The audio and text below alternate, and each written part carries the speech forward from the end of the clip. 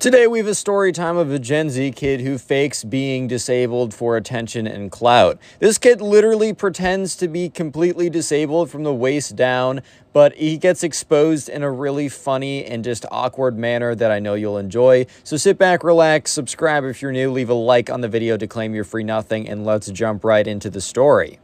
So we're going to call the subscriber who submitted today's story Gerald. So anyways, Gerald was starting the 8th grade, and every single year in his school, there were new kids that would come in, and, you're always supposed to give special attention and make sure that the new kids felt good at the new school. As I'm sure a lot of you guys know, if you started a new school, especially not with a bunch of other people, you're one of the few new kids. It's very difficult as a lot of kids have already kind of formed groups and cliques or whatever. So it becomes difficult to get friends, right? So this new kid, right, who we're going to call the Gen Z kid, was not like most kids who showed up. So this kid showed up in a wheelchair, right? So on the very first day, it was very apparent that there's a new kid there because he didn't look like any of the other kids there.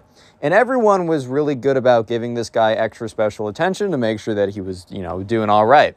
Extra special attention, I don't mean like staring and pointing attention. I mean asking, if he needed help, bring stuff, from a book bag, like his book bags around, needed help, guides to class, stuff like that, right? And on the very first day, this kid actually, a lot of people were giving him a lot of positive support, right? So Gerald was one of those kids. No one at this moment, literally no one at this moment, believed for a second that this kid was faking being in a wheelchair for attention. Nobody yet. Gerald would be one of the first ones to, find some evidence that was suspicious, and then Gerald would be, basically lambasted and made a pariah because everyone's thinking, wow, how could you accuse this kid of something with such baseless accusations? You're a heartless man. But Gerald turns out to be correct. But anyways, right, so a couple weeks in the school, what happens is the Gen Z kid, since he got so much attention off the bat, for one, being a new kid, but also being in a wheelchair, that he almost like immediately climbed up the social ladder to like the most popular guy. Because basically the Gen Z kid, he got a lot of attention from being in the wheelchair, and he definitely abused it. And let me just say that a lot of times kids in school with disabilities, they get picked on a lot, and it's really, really unfortunate, and you really do hate to see it. But the Gen Z kid was almost like a master manipulator in a sense. And so he kind of used, first of all, he's not actually in a wheelchair, but he kind of used his positioning of getting a lot of attention in the very beginning, and then used that to form friendships and relationships with people that were kind of already known as the top dog or whatever. And then the Gen Z kid almost immediately became like the number one alpha whatever. And here's the thing, the Gen Z kid was one of the most brutal, meanest people there. However, here's the thing, right? He's already he's friends with everyone at the top, or the top of the high school social ladder, which, I mean, high school social ladder, it's kind of irrelevant or whatever. But the thing is, he was already friends with a lot of people. And the other thing is, if you were mean back to them, you would just be immediately accosted by everyone around you because, bro, you're being mean to the person who has to, who's going around in a wheelchair. You're actually an a-hole, bro. That's how people would perceive it. So the Gen Z kid was actually a secret evil genius or whatever, or a supervillain basically. And Gerald didn't really think that much. But one day, about a month into school, he was having a sleepover with another friend. We're going to call this friend Ben. So Gerald and Ben went to the same school, and they both knew about the Gen Z kid. And Gerald, I don't know if you guys experienced this, but when I have sleepovers with the boys, at a certain time, it's just late enough at night, once you stop playing, I don't know, video games or going out and doing something, and you're just kind of chilling, you guys have those deep talks, if you guys know what I mean. So Gerald didn't want to be the guy who's I don't know, dunking on the kid in the wheelchair, bro. He didn't want to be that guy, right? So Gerald very sheepishly is oh, what do you think of the Gen Z kid, right? And I say Gen Z kid not because, literally in the Gen Z generation. I just mean Gen Z in the fact that, wants extreme amounts of attention and will basically use other people's life situations to try and get more attention and for their own gain. That's what some people are confused. They're oh, well, are you all in Gen Zs and a whole generation? That's what I mean. It's colloquial, not actually the direct exact term. But, yeah, so Gerald kind of, turns his friend Ben. He's yay, so, the Gen Z kid, he's pretty popular now. I mean, it's been a while since, a new student kind of rose the ranks that quickly. And Ben's yeah, he's cool. And Gerald's like, yeah.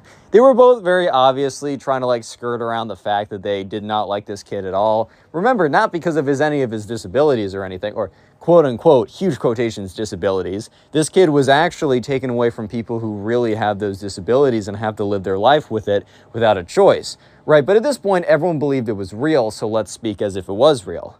But then Gerald was like, I thought for a kid who's been through so much hardship, that he would maybe be a little nicer to other people. And Ben's like, I kind of agree. When you and your friend have this like slightly controversial opinion, maybe it's not even that slightly controversial, but you don't know if they share the same opinion, and if they disagree with you, they're going to be really mad. So you slowly kind of like ease towards that opinion, right? And then they slightly ease towards that opinion. It's almost like you're going in for a kiss, bro. Oh, wait, kiss the homies? Wait a minute. Whoa, whoa, whoa, whoa, whoa, whoa, whoa. Yeah, but anyways, eventually Gerald and Ben, they're talking and they just get straight to it. And they're like, I can't believe this kid's such a jerk to everyone. I mean, the Gen Z kid would literally start like being like just calling people out for no good reason. He'd be like, rolling with his like group of other popular people. And it would be like, I don't know, man. It would be like, he'd be rolling by with like the other people and they'd pass by some kid who was like, I don't know, a little scruffy looking. The Gen Z kid's like, when's the last time you took a shower? And would like point at some kid, and all the kids rolling with him would be like laughing or whatever. And dude, if this kid was trying to clap back, they'd all be like, wait a minute, man. This guy's in a wheelchair. You can't come for him. And that's the most messed up thing. The Gen Z kid was literally using other people's life struggles, other people's serious issues as a kind of shield to defend against him being a bad person and him being able to do what he wants, which is, absolutely ridiculous, right? So at this point, Ben and Gerald have been talking for like an hour about how like insane it is that everyone just kind of lets this behavior go, that no one has an issue with this, on and on and on.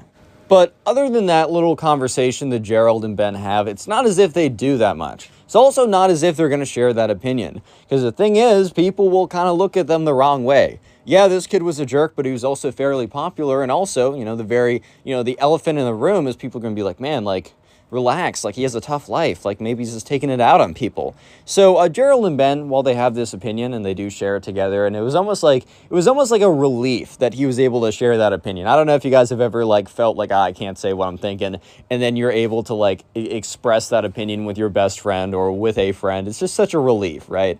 But anyways, so they get back to school, and for the next like couple weeks, it is just on and on and on of just like the kid's getting worse. Everyone's thinking, like, how could this kid possibly get worse? The Gen Z kid continues on his rampage. It's like he just refuses to stop. He just continues to be a big jerk, and he just will. It's like he's refusing to stop being a massive jerk to everyone, and it's kind of ridiculous. And he's getting worse and worse. And there's a little bit of growing sentiment against the Gen Z kid, right? But everyone is way too scared to, like, form any opinion. Look, this is only 8th grade, or to share an opinion. Look, this is only 8th grade, right? This is only 8th graders, but this kid might actually be like a Marvel supervillain. He's got that crazy planning, bro. Like, I don't know, man. Like, he's somehow been able to orchestrate like a kind of a social defense system where he can be the worst kid ever and actually be a massive jerk, but no one can oppose him without being weird. So anyway, or being ostracized by their community. Anyways, here's the thing. So this, the downfall of the Gen Z kid all started one day. So Gerald was walking alone in the hallways. It was kind of close to after school. And he walks around and he turns a corner. And he sees the Gen Z kid. And for a split second, he thinks to himself, wait a minute, because he looks at the Gen Z kid and it looks like he sat down. It looks like the Gen Z kid just sat down into his wheelchair, which doesn't make sense. The lower half of his body doesn't move. But he was certain what he saw. But he also, while he was certain what he saw, he was thinking, well, maybe it was just some kind of an illusion. Maybe I just wasn't seeing things right. There was a lot of possibilities. And eventually, Gerald does turn the corner, and he's in the same hallway as the Gen Z kid, and Gerald is like so distracted in thought that he kind of like trips over his own feet a little bit. He doesn't trip and fall on the ground, but I don't know if you guys have ever experienced this. I definitely have. where you're walking, but you're just not paying attention, and you just kind of like trip over your own feet, but catch yourself pretty quickly. And as he's walking by, the Gen Z kid's like, oh man, watch out, your feet are there. Kind of as like a joke of like, you just tripped over nothing, bro. How do you trip over nothing? Like, seriously, how do you trip over nothing? Kind of like a joke like that. And, you know, I don't know, Gerald is kind of looking at him like, all right, man. And Gerald just keeps walking, and he just can't get over the fact that he knew what he saw. He was like, no, this can't be right. Because, like, while he was thinking that the Gen Z kid was a pretty big jerk, and there was no question about that, at the same time, Gerald did not for a single second until this, or before this, ever thought that the Gen Z kid was faking, being in a wheelchair. He just thought that, wow, like, this kid is, like, a jerk and also happens to be in a wheelchair. Like, you can be both of those at the same time, you know what I mean? So, Gerald just can't get this out of his mind. He just is, like, he just keeps walking, keeps thinking about it, and for the rest of the day, he can't focus in class. Actually, no, not focus in class, because it was towards the end of the day. For the rest of the time at home, trying to do homework, he was, like, struggling, bro. He was struggling to pay attention, because he was like, I know what I saw. I know what I saw.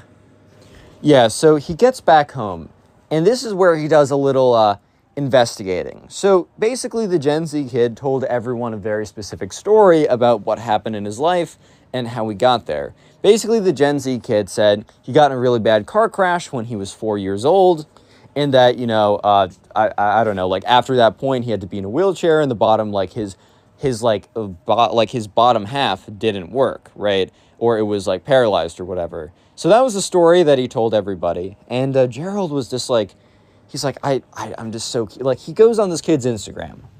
And sure enough, this kid has, like, one post, and it's him, like, holding a fish or whatever, and he's in the wheelchair. And it's very recent, right? It was a post made, like, while this kid was at school. And he had no other posts. So what Gerald does is he goes to this kid's tagged post. So on Instagram, by the way, follow me on Instagram at ConnorPugs. You can submit your stories there, and also you can watch my shorts on there, or reels, or whatever it's called, right? I do little short stories on there. Anyways, right, so he goes in the kid's tagged photos. He's looking through the tagged photos. And he's just, finding, like, I don't know, he's not finding that much. And he's finding, like, a lot of, like, memes or whatever that his friends posted on their Instagram and, like, tagged him in or whatever. I don't know, but, like, back when I was in 8th grade, I would just, like, screenshot funny memes and post them on my main Instagram. Like, now I just don't post anything, bro. I'm just like, nah, I'm not posting anything. But that's how I'd use it back in the day. But he just kept scrolling, and he found the photo at the very bottom of the tagged. It was from 5 years ago, so quite a while ago. But the Gen Z kid was definitely older than 4 at this point. So it was a photo of a bunch of kids all standing up together. First of all, I think you guys caught it. They're all standing up together. But it must have been either a camp or a school they used to go to, or some kind of after-school program or something. And since they were in 8th grade, it was like 4 or 5 years ago or whatever. The Gen Z kid was probably like 3rd or 4th grade. When you're in 4th grade, you are significantly older than 4, unless you're baby Einstein or whatever. But he was obviously much older than 4. And Gerald is just staring at this photo. And he can't stop staring at the photo. Because he's looking at the photo, and every kid is standing upright. And there's a kid who looks like the Gen Z kid when he was like 3 or 4 years younger probably. This kid was standing up. This kid was 100% standing up, no questions. No wheelchair in sight, no nothing. And Gerald is just like, oh my God. Like, this kid cleaned up his profile. Like, he must have, like, he probably had photos from back in the day that he scrubbed and all this kind of stuff, right? And maybe if any of his older friends who still follow him commented on the post saying, wait, you're in a wheelchair now? Deleted those comments, right? He did a good job scrubbing his profile, except for one photo. Here's the thing, though. Gerald made a bit of a mistake. Instead of screenshotting the photo, he just assumed, oh, well, this is in the tagged, so I can just tell people to go check out the Gen Z kids' tagged photos. So anyways, the next day in school, Gerald immediately is like, all right, well, I gotta spread the truth, because, even though I do have an agenda against this kid, I don't really like him. It's better that people know the truth, and that's the most important thing. Anyways, though, so right, Gerald now has information. Gerald now has proof that the whole time the Gen Z kid has been faking it. Gerald doesn't totally understand why. Gerald doesn't understand how. Gerald doesn't understand a lot of details. However, what Gerald does know is that there is a photo on this kid's Instagram page that shows him very clearly standing up when, you know, he can't stand up. This kid cannot stand up, bro, at least from what he's been told or what he's told everyone else. So Gerald knows this, and he knows this is what he's going to spread. So there was a very strict no phones policy at school. Everyone's phones had to be in their backpacks, and like teachers would legitimately like take someone's phone for an entire week if they saw it. So the problem was that for the longest time, not the longest time, but for the duration of the day, you couldn't be on your phone. A few kids would occasionally like sneak them around, but just the whole risk of having your phone taken away for an entire week, you weren't even allowed to get it at the end of the day. You had to wait till the end of the week to get it, man. So a lot of kids were just like, all right, fine, whatever, we just won't go on our phones. So here's the problem, right? Gerald immediately starts telling everyone in person about what's happened. So instead of sending them the Instagram post over Instagram DMs the night before or waiting till he got back to send the Instagram post to people, what Gerald does, and he admits this was a mistake in retrospect, was he just simply tells people, if you go on the Gen Z kid's Instagram tonight and you go to his tag section, you scroll all the way down, you will find a photo from 3 to 4 years ago in which the Gen Z kid is very clearly standing up. And if you remember his story, well, he was like paralyzed in a car crash at the age of 3 or 4, not like 12 or 13. Huge discrepancy right there. So word spread extremely quickly. This is a relatively small school, so word tends to spread kind of quickly, but especially some allegation of this like magnitude. The other thing that happened was that Gerald's name was attached to this allegation. Basically, he said this, and everyone went around saying Gerald is saying that the Gen Z kid is faking it, and he has proof.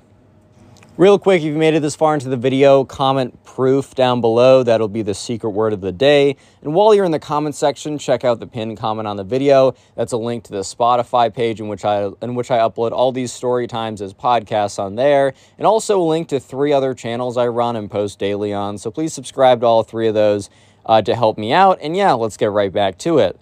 So anyways, right, word spread extremely quickly that Gerald was claiming that the Gen Z kid faked everything. So pretty big accusations, allegations, whatever, right?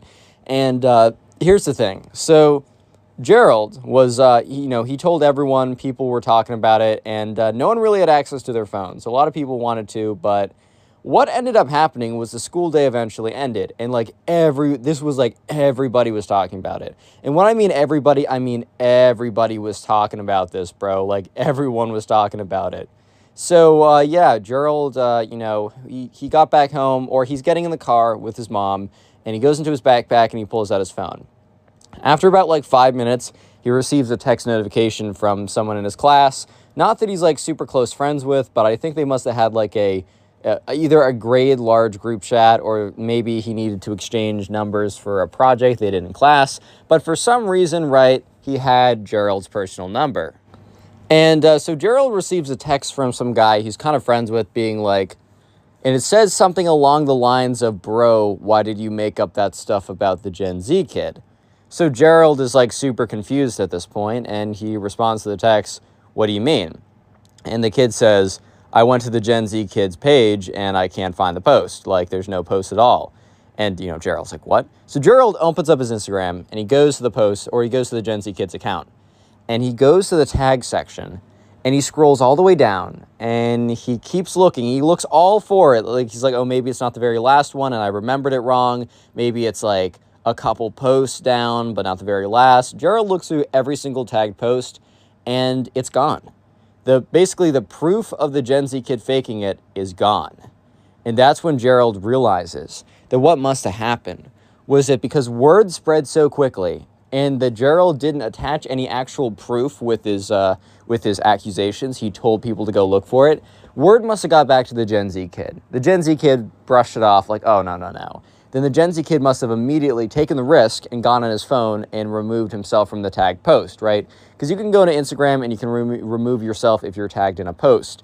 And the thing is, Gerald, I said this earlier, never got a screenshot, bro. He never got a screenshot. He could not for the life of him remember the name of the account that tagged him, because it was It was like, I don't know, Megatron 48768 pi square. It's like some crazy username that you just won't remember.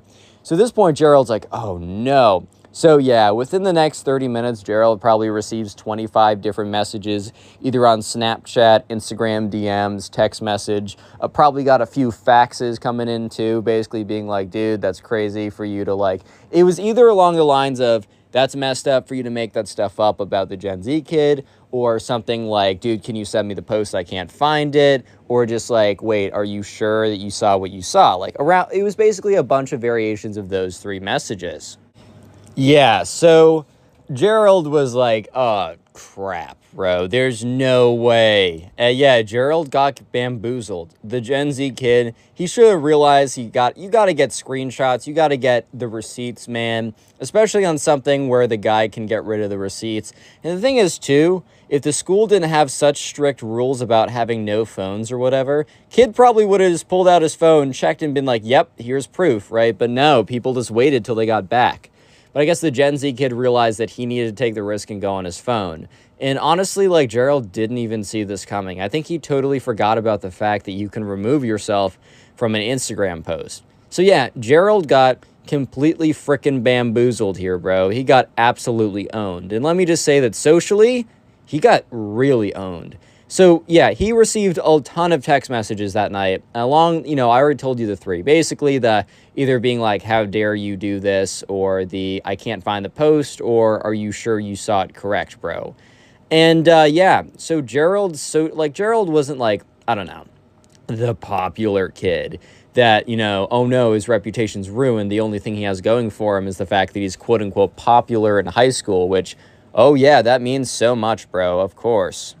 Yeah, but at the same time, like, Gerald, like, would have kind of, like, friends, people, I don't know if you guys have this, but, like, more casual friends in class, people he would be, there were some people Gerald was really close with, but there's also a lot of people that he was just kind of friends with, and, like, people he'd sit with, people he'd get lunch with, people he'd walk with, like, he wasn't necessarily a popular guy in the sense he was, like, I don't know, in the hockey team, or had some kind of, like, social clout like that, but he was a very kind of, like, he was a very talkative person, and he spoke to a lot of people, and for that reason, he was always, like, he had a lot of people that he was kind of casually friends with, and not, like, two very close friends, and that's it. So, yeah, for the next week, Gerald has, like, one of the worst social experiences of his life. He's completely ostracized, as everyone thinks that he made this up about the Gen Z kid just to make him look bad, which not only are you making some kid look bad based off, factless or just, like, not true accusations, you're also trying to, like, tear down the kid that, like, already has a difficult life because he's disabled and in a wheelchair. It's a terrible, terrible, terrible look for Gerald. Yeah, so this is probably one of the hardest weeks because some people still hang out with him, some people don't really care. Like, obviously, or not, I shouldn't say obviously, but his closest friends are still friends with him. That didn't change, which is pretty cool. I shouldn't say obviously because, I don't know, sometimes close friends aren't actually as close as you think. And even some of his casual friends don't care, and they're like, all right, bro, whatever.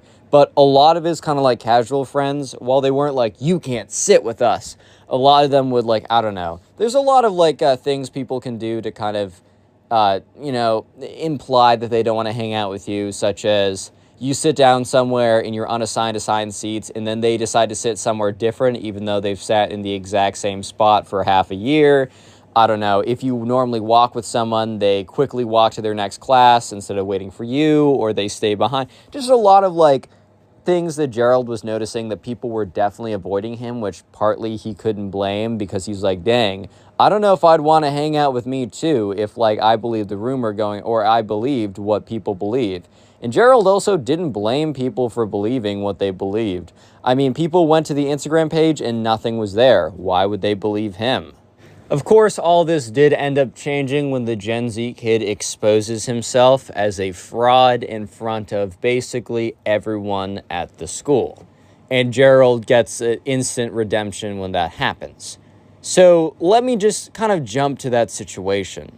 So it's about 2 weeks, and after Gerald, like 2 weeks of, like, turmoil for Gerald, where no one wants to hang out with him. people are always like, a lot of people are talking about him, about he got exposed. Oh my God, Gerald seems like such a nice guy, but he's making fun of the Gen Z kid, making up rumors about him, like, wow, Gerald's actually a snake, blah, blah, all this kind of stuff, right? And so it's a really tough week for Gerald, or 2 weeks or whatever.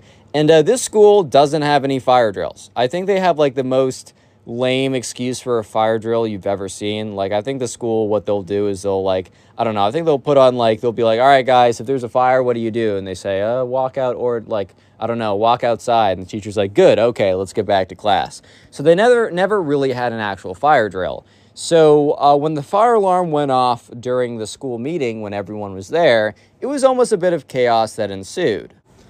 Yeah, so they were in just a meeting, and since they never had the fire alarm ever go off, because they never had a real fire drill, as I was just explaining, when the fire alarm goes off, everyone freaks out and panics. This is why you have fire drills. So when it actually goes off, and by the way, there was no fire. It was like, I don't know, some kind of bug got into the system, like an actual physical bug climbed in there and set it off or something.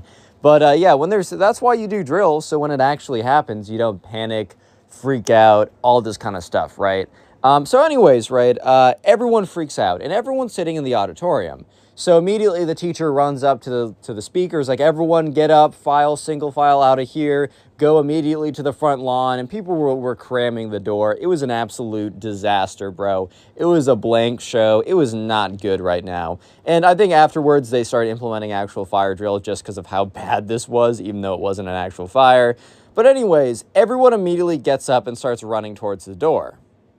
Listen to my sentence, the words I just said very closely because I did not misspeak.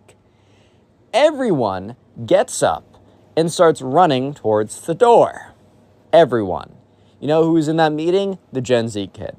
So everyone, and at the moment, no one really notices. Maybe a few people are like, wait, what? I'm hallucinating, bro. But no one really notices as everyone is running very quickly to try and get out the door. And so they all get outside, and they all kind of like form a big clump or whatever in the grassy fields outside, and the teachers are like, all right, like, go by everyone, find your 5th period class, like, find your teacher for your 5th period class. They're going to take your attendance, make sure you're all here. 5th period was going to be right after school meeting anyways. So everyone gets in those lines, right? And Gerald is like kind of all frazzled or whatever as the energy was insane, and he was like, oh my God, like, everyone's going crazy. But he looks over, he's just kind of like casually looking around. And he looks at the Gen Z kid, who is standing in line, standing. And the people in the Gen Z's, like, kids' like class or whatever, the 5th period class, are kind of looking at him with this weird look. And Gerald taps like the shoulder of his friend, Ben, who happens to be in the 5th grade class. The one, remember way back when he had a sleepover and him and Ben were like, oh, that kid's the worst. Taps his shoulder, points at the Gen Z kid, and he's standing there. So slowly, everyone starts staring at the Gen Z kid. And the Gen Z kid doesn't even realize what just happened. And so, yeah, everyone starts to realize that the Gen Z kid is standing there. And eventually, the Gen Z kid realizes what's up. And he freezes. Like, he was kind of like casually like standing there, but you could just tell that, like, Gerald could tell the moment that the Gen Z kid realized that he messed up, because the Gen Z kid was just standing there, stiff as a frickin' broomstick, frozen with fear, because he doesn't know how to get out of this situation. He's probably going through like a billion calculations in his head of, oh, what's the most optimal thing I can do to save myself?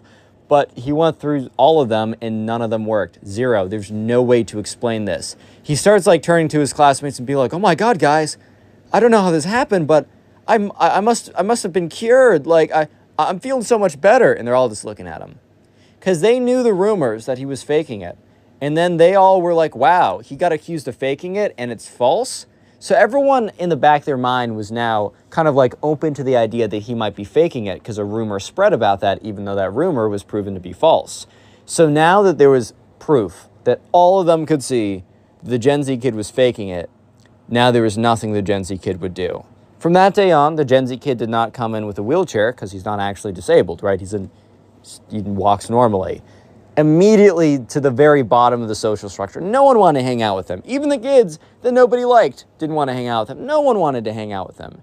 And Gerald immediately kind of got the whole like, no one apologized to Gerald, which is pretty funny, but, like, you know how I was telling you earlier that some people who, like, stopped, would, like, kind of, like, walk faster than him, or wouldn't wait for him, or would sit at different tables, all those people just started hanging out with Gerald again, like nothing just happened.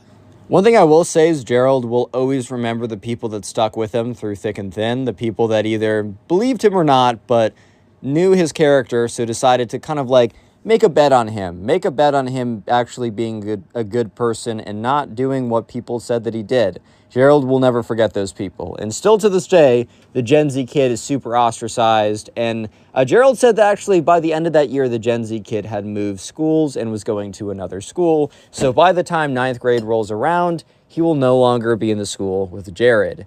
If you want to support the channel, the best thing you can do is watch another video like the one on screen right now. A Minecraft kid of, well, I mean, you can read the title. Normally I tell you guys to grab something to eat, but dear God, please do not grab anything to eat while you listen to this story. Anyways, let's call the subscriber Nico, and subscribe if you like stories anyways. The subscriber who sent in today's story, which you can send it to my Instagram, we're going to call him Nico, right? So this all happened one day when, you know, Nico was in class, and he was kind of just chilling, thought it would be a normal day, but his teacher comes in and announces that today is going to be a really special day, and it's not even going to be a special day, it's going to be a special fun day. So not like, ooh, it's special because we have a massive final exam, but ooh, it's special because we're going to be doing only fun activities today. And it was kind of a surprise that the teachers of the 5th grade, by the way, Nico was in 5th grade when this happened, the 2 5th grade teachers decided that they wanted to collaborate and give their students a break and also make it kind of a surprise. So the teacher announces that the other class, the other 5th grade class, as there were 2 5th grade classes for his 5th grade, the other 5th grade class was going to come into their room, they were going to randomly partner up, and then they were going to do a lot of fun activities today. The entire class was really stoked, and so was Nico, because like, dude, he didn't want to be doing any homework. He didn't want to be doing any math. You know how it is. And to be surprised with like a really fun day, it's just a good day, man. Things are going to be good. So anyways, right, almost on cue within like, as like the teacher said, the other class will be coming in, they hear a knock on the door, and the other 5th grade teacher opens it up and says, hi guys, like, I hope you guys are ready for your surprise today. Everyone is like, yeah, it seems like it's going to be a good day. Well, it's not, at least not for Nicholas, or Nico as we're going to call him, because, I mean, everyone else is going to have a great day, but you already saw the title, you already know how bad this is about to get. Anyways, right, so they were assigned with random people from the other class, and there was this kid in the other class who every single day wore the same creeper hoodie, like every single day without like a doubt. Like he wore the same creeper hoodie. I think you guys know them. It's like, you know, the hoodie that you can buy that has like the creeper head on it and then the creeper design. I mean, look, if you wore that, that's totally fine. As long as you don't wear it every single day without washing it, you're fine in my book. But the thing is, right, this kid either had 7 identical creeper hoodies, or he just wore the same thing every day without washing it. And by the smell of it, not by the look of it, you could definitely tell that he was not washing it, and this was the 101 copy. Anyways, right, so being randomly assigned someone, Nico gets the gets the short straw, you know how it is, and he gets assigned with the Minecraft kid. We're just going to call him the Minecraft kid because he's always wearing that hoodie. And so the Minecraft kid walks over to Nico's desk, sit down, and says, hey man, how's it going? And Nico's like, hey, how's it going?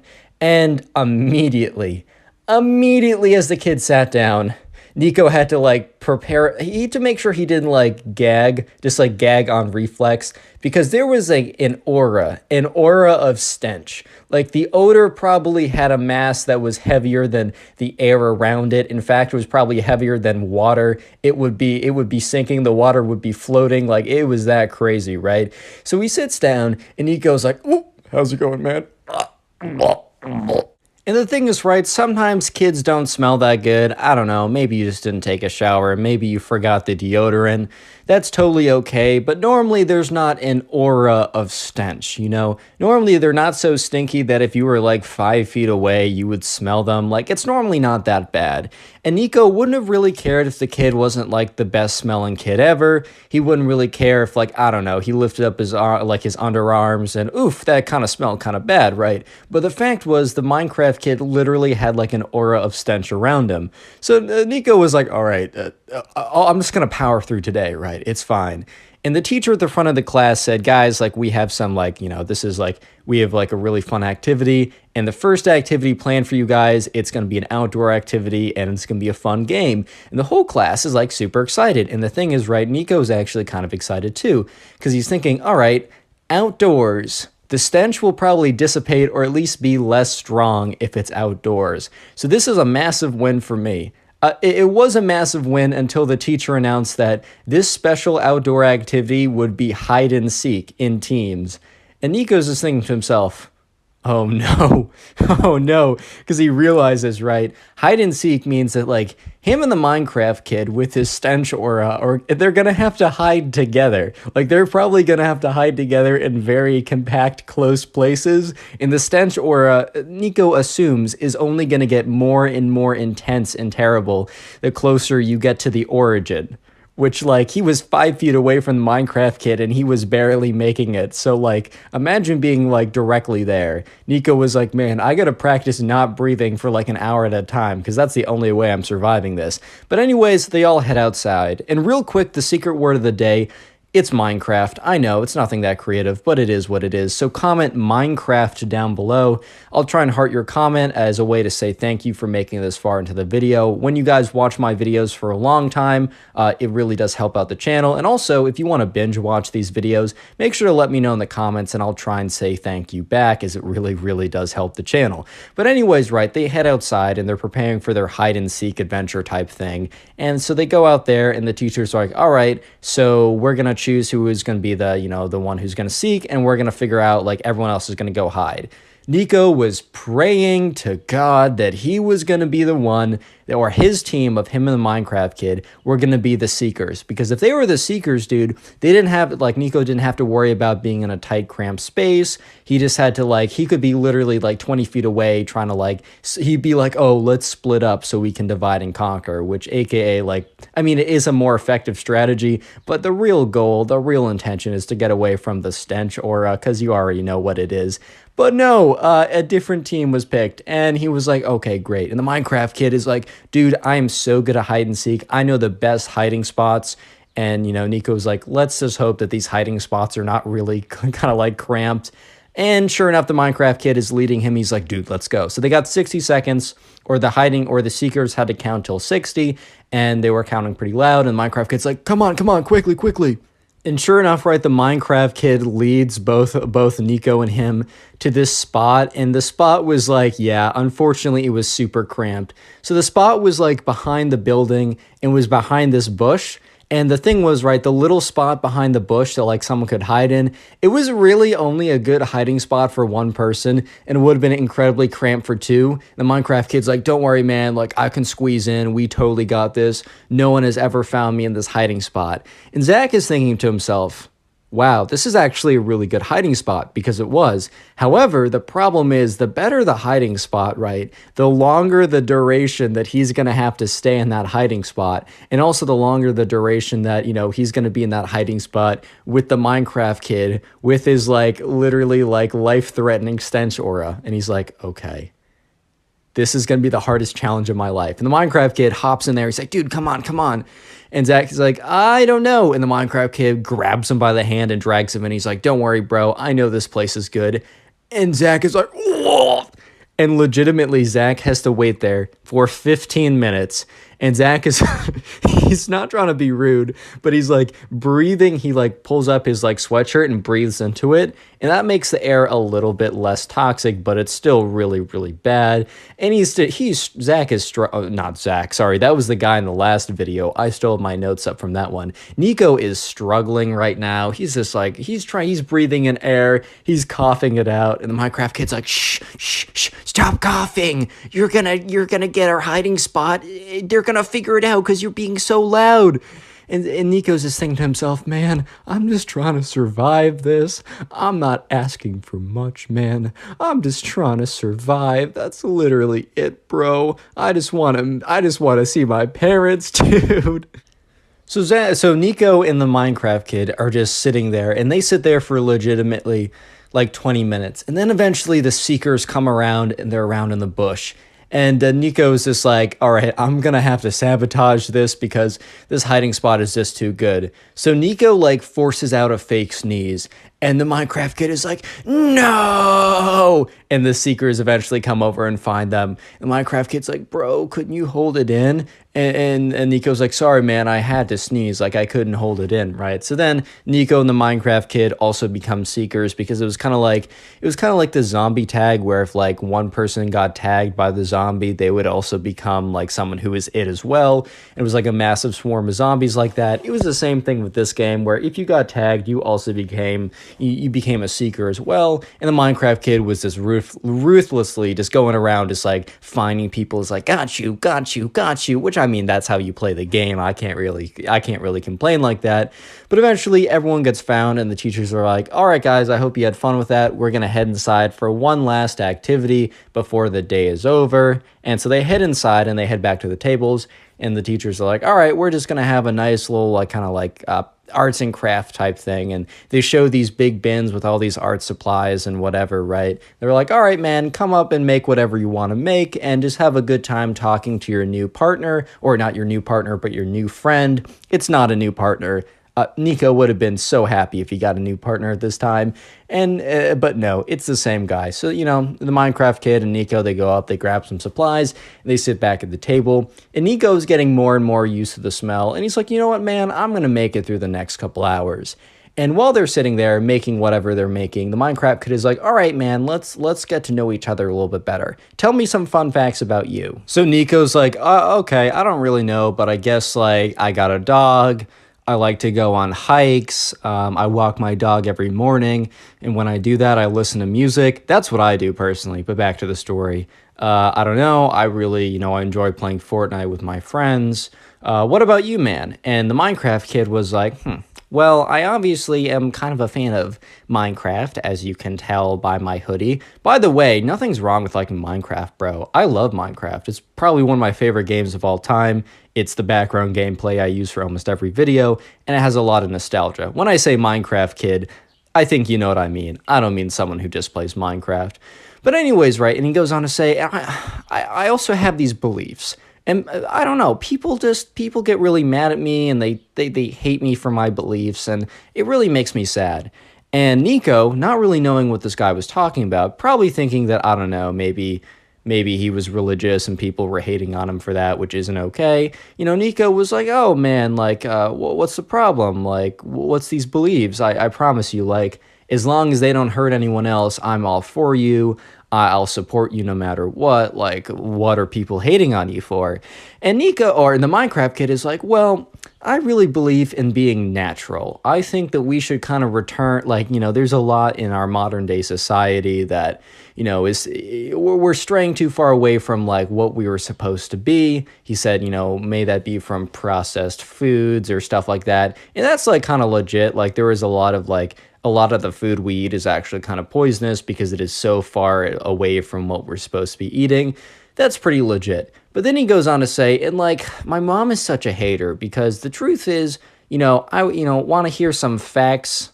And, Nico was like, sure, I want to hear some facts, whatever. He's like, caveman, when they went to the bathroom, man, they weren't using these like really high chemical toilet paper. And Nico was like, bro, what? And the Minecraft kid is like, yeah, it's so crazy. My mom is such a hater about this. But you know what? I want to return to the good old natural days. And so I don't even wipe when I go to the bathroom. And when I take showers, I only let water pour on me, and I never use any of the chemicals and the soap or whatever. All these man-made inventions like soap and toilet paper, it's really just bringing us farther away from where we should be.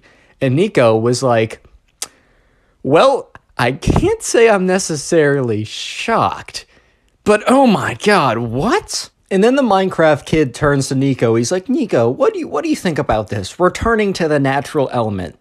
And Nico is just still stuck on the fact that the Minecraft kid is basically bragging about not wiping. And he's like, I mean, like, yeah, man. I mean, I think that, like, specifically with like a lot of like fast food and junk food and like trans fats and like dyes and whatever, like That's definitely something we should remove from the diet. I don't know if I'm 100% with you on not wiping and like not using soap.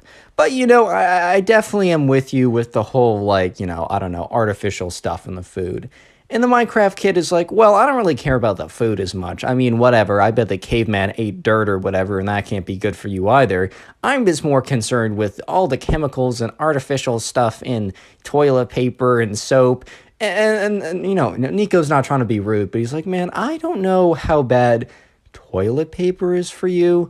I mean, I really don't think that there's like that harmful of chemicals in it. And maybe like it's going to be more harmful in the long run if you don't use it. And the Minecraft kid is like, no, no, no, no, no, you don't understand.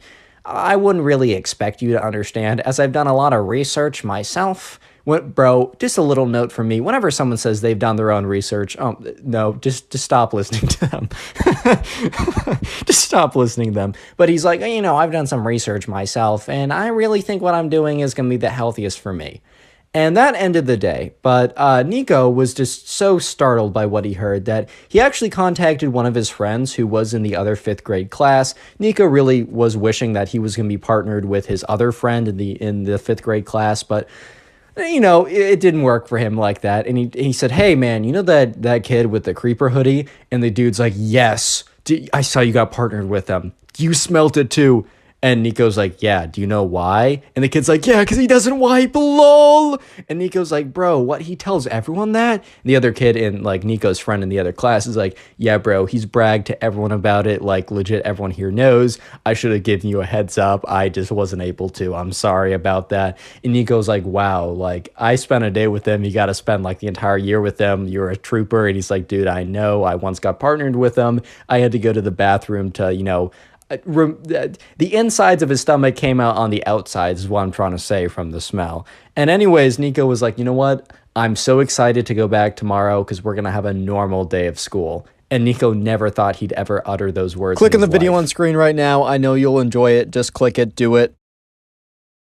Today we get a story of probably the cringiest emo kid, and when I say the cringiest, I mean the cringiest emo kid of all time. Leave a like in the video to claim your free nothing, and let's call today's subscriber, let's call him Daniel. So anyways, right, one day, Daniel was in the mall with his friends. And Daniel and his friends decide that they want to go into Zoomies, which is it's a store that has like a lot of like skater type clothes. They also, like, I used to go in there a little bit, even though I was never kind of like a skater kid. I just like the shirts with the cats with the middle fingers in them. I always thought those shirts were pretty funny, and honestly, I'd probably rock one of those today if I still had some of those shirts with me. But anyways, right, Daniel and his friends, they decide to go into the store, and they're kind of just looking around, browsing the t-shirts, looking if there's anything they want to buy. And Daniel kind of goes towards the back of the store, and towards the back of the store is where there's a bunch of skateboards or whatever, and there's these two kids, and they're like long dark hair. There's like I don't know, a lot of like black eyeshadow and makeup, all black clothing, kind of like dripped out with like skull chains, whatever, dude, just like kind of looking like this guy. So anyways, right, Daniel doesn't like think anything of it. He's like, oh, that's interesting, I guess. Because here's the thing, Daniel doesn't really care how you dress. Daniel doesn't really care how you act. As long as you're like decent to other people, he literally doesn't care if, I don't know, man, like you can do whatever you want. But anyways, Daniel's kind of walking towards the back of the store when he sees one of the two emo kids look at him, go up to him, and hold out their hand, kind of like someone, like, the traffic guards that, like, go out and hold up their hand to say stop. And the emo kid's like, hey, bro, only emo kids back here. You wouldn't get us anyways. And Daniel kind of looks at him like, bro, I'm just trying to shop in the store. So obviously, Daniel's like, dude, like, I'm just going to go back here real quick. I just want to see what they have. I'm not going to, like, spend too much time here. You don't have to worry. And the other emo kid steps up and he's like, dude, I don't have to worry because you're not coming back here, because you're not one of us. We can tell that everyone understands you, unlike us, because society doesn't get us like how we get each other. And Daniel's kind of just looking at these two kids like, bro, what's going on here, bro? Like, I don't really understand, like, And Daniel says, all right, man, like, I'm sorry society, like, does you so dirty or whatever, dude. And Daniel's like, I'll just be a quick second. And the other emo kid kind of like snaps back at him like, don't you step 1 foot further. You're not welcome back here. You're not one of us.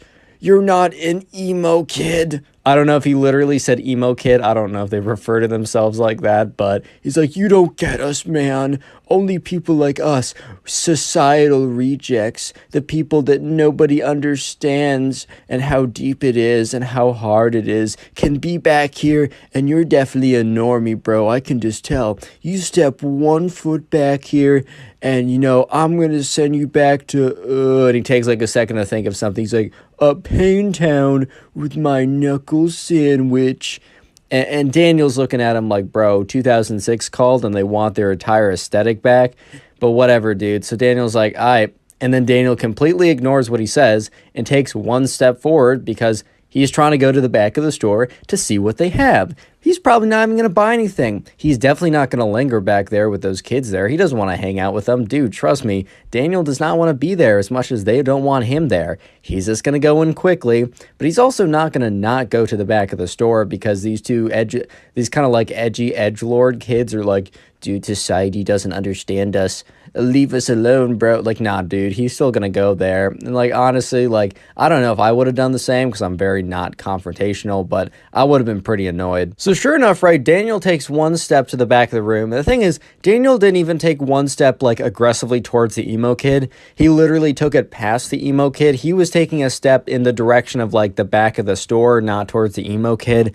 And Daniel like doesn't even really understand what's happening, but he just feels this like this force on his face, and all of a sudden his entire face is stinging and his head is like ringing a little bit.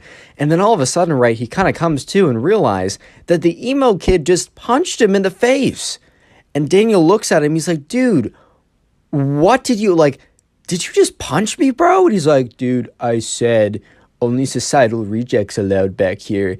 You just didn't heed my warning. And so the guy, like, at the Zoomies, like, the front of the desk of Zoomies is seeing what's going on, sees the kid punch him, is like, you guys got to get out of here. Like, I'm not having any of this in my store. And the emo kid is like, bro, this kid literally attacked me. And at this point, Daniel's like, dude, what?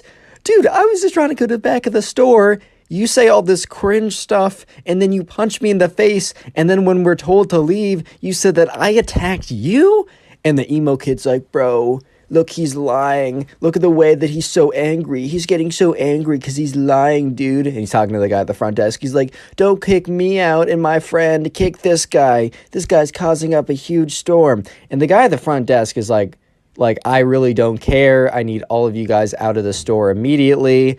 And, Daniel's other friends are at the other side of the store, and they're looking over like, what is happening? So Daniel looks up the guy at the front desk, and he's like, all right, man, like, just so you know, this guy attacked me, but, like, whatever. I'm not trying to make your job harder. Look, I've worked retail before. I get it. I know it's hard. I'll just step out of the store.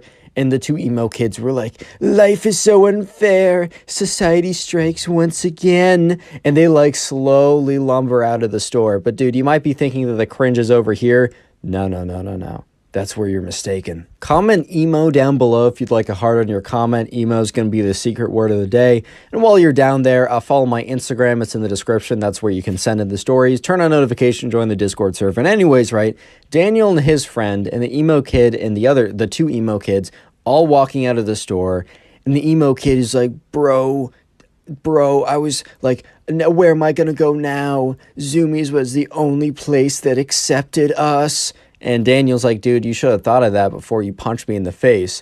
And then all of a sudden, right, there's this mall cop that's walking around, kind of just patrolling the area. And one of the emo kids is like, Mr. Police Officer, Mr. Officer, whatever, we need you real quick. And the police officer's like, okay, like, he wasn't really doing anything. But, he's not trying to really do his job either, so he's like, fine, what is it? He walks over, and the emo kid is like, this kid literally punched me in the face. I need you to kick him out of the mall. And the officer's like, oh, and he turns to the kid, he's like, all right, is this true? And Daniel's like, dude, what? No, this guy punched me in the face. The officer's like, all right, well, if I only have conflicting stories, I'm going to be forced to, like, kick you guys both out of the store. And Daniel's like, "Oh, I didn't do anything. I just went into the store and he just punched me for not being emo." And the officer looks at Daniel and is like, "All right, your story's sounding a little suspicious. You're telling me that this kid punched you because you aren't like emo or something? I don't think I can believe that, man." And Daniel at this point is like, kind of like, he's like, Daniel's lost for words because this is like the craziest thing that's ever happened. However, shout out to Daniel's friend, because Daniel's friend is like, "Hey, I saw a security camera in there. Like, I'm pretty sure that whatever altercation happened was caught on camera." And as he said that, one of the emo kids, like, their faces both dropped. And the officer's like, "Oh, yeah, like, I can actually, like, it's pretty easy for me to request that. And if it's a certain type of camera, they can actually play it back directly in the store." And they walk back into the store, and the guy behind the cash register is like, "Oh, you guys are back already?" And then he looks at the officer. He's like, "Oh, boy, what did you guys do now?" And so anyways, the officer goes into the store, goes up to the register, and asks the guy if he can see, like, the camera. There was some kind of camera that was able to, like, you could play it back instantly or something. Or it's very easy for the officer to check the cameras on site. So anyways, he goes to the footage, looks back at it, is looking at the kids, like, kind of like looking at the camera, then looking at the kids, kind of to make sure that he's, like, seeing who is who. And he puts down the camera, and he looks at Daniel, and he's like, "All right, son, like, you can go, like, you can do whatever you want." And then he turns to the emo kid, and he's like, why? He just says, "Why? Like, why would you call me over when it's very clear that, like, this, like, you confronted this kid and then you punched him square in the face?" He didn't even, like, return a punch to defend himself, which if he did, I'd still have to kick him out of the mall, but that would have been more understandable. Like, why would you call attention, like, to this whole situation? And, you're going to get kicked out of the mall because I'm going to have to do that. It's part of my job. And the emo kid is just like, "Society once again strikes. No one understands me."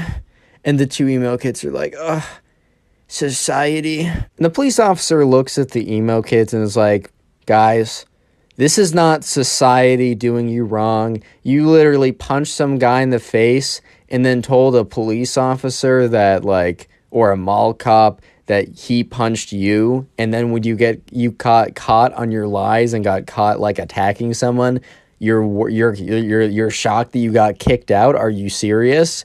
And once again, the emo kid is like, "Society, you wouldn't get it, bro." Click on the video on screen right now. I know you'll enjoy it. Just click it. Do it.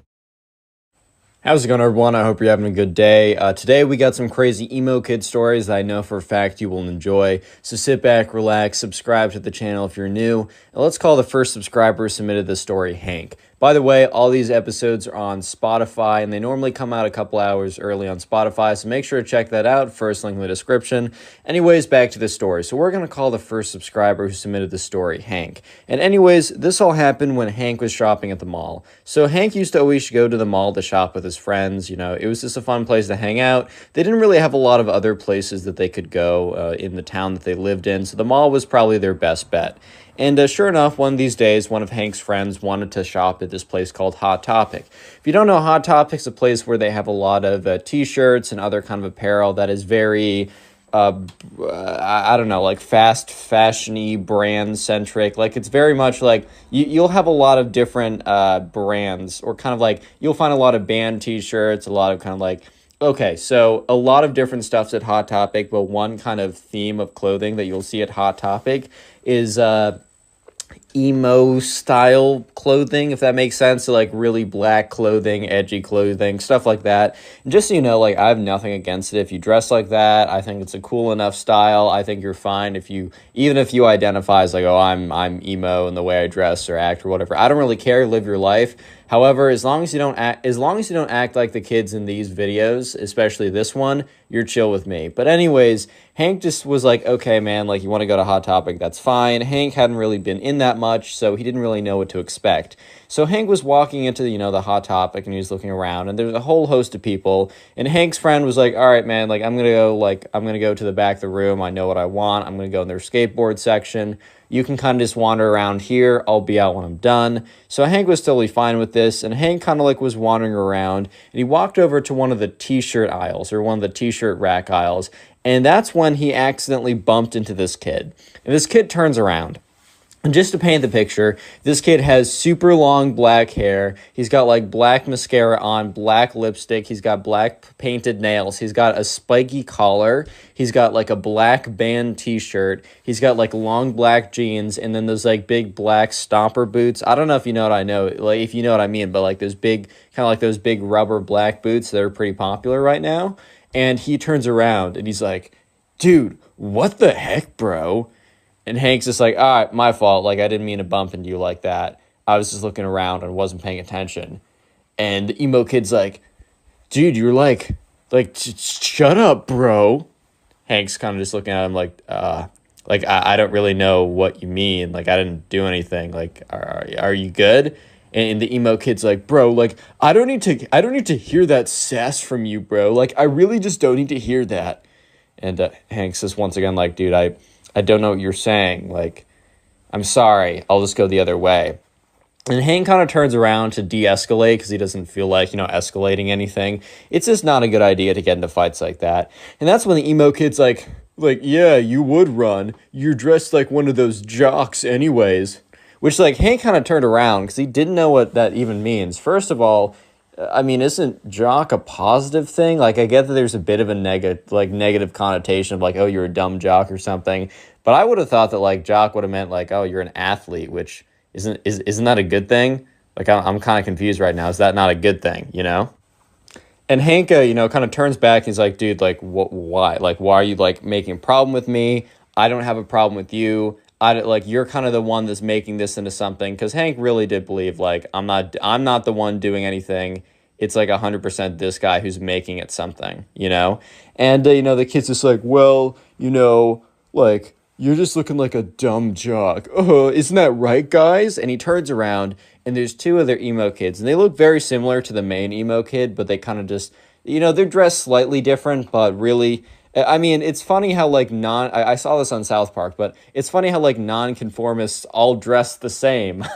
I'm just like, well, I mean, you are conforming to something, but anyways, right? So the other two kids, the other emo kids are kind of there along too, laughing. And, Hank is starting to, like, get upset by this because he doesn't really care about, like, these random kids, what they think, except, he's got three kids standing there pointing at him, laughing in his face when Hank didn't deserve it. Like, Hank was thinking, like, look, if I deserve this, if I was being, like, an absolute, like, if I was being a jerk to them or for some reason I actually did something, sure, maybe I deserve this. But Hank's just thinking to himself, like, dude, I don't deserve this. I was literally just chilling here. I actually bumped into this kid. Like, I'm sorry about that. Like, my fault. Once again, my fault. But that's when Hank turned the tables on the emo kid. And the thing is, right, the emo kid was wearing a band t-shirt. And the thing about band t-shirts is, you don't necessarily need to know everything about some place that you rep. Like, if you wear a t-shirt that's from Starbucks and someone's like, okay, well then name all the flavors of like cappuccino you can get. It doesn't have to be like that. But the thing is, a lot of people wear band t-shirts because the band t-shirts look sick, and they don't know any of the songs from the band, which, I guess is fine. But like at the end of the day, a lot of people will kind of pretend to know it and not actually know it. So, Hank was like, well, screw it, bro. He's like, all right, buddy. And he looks at the main emo kid, and the main emo kid looks at him back. And he's like, all right, buddy, name me 3 songs from that band. And he points to the emo kid's t-shirt. And I don't know, maybe it was like Nirvana or something. Like one of those kind of like t-shirts or whatever, which, and the emo kid looks at him, and he has this kind of look of shock. This look of, oh my God, like you caught me. Kind of the look of like, man got caught in a trap right here type of look. And the emo kid's kind of just like, how about you name me 3 songs from this band, bro? And the emo kid turns to look back at his emo kid friends as kind of like, oh, what's their reaction to that sick burn? And they kind of just look at him blankly.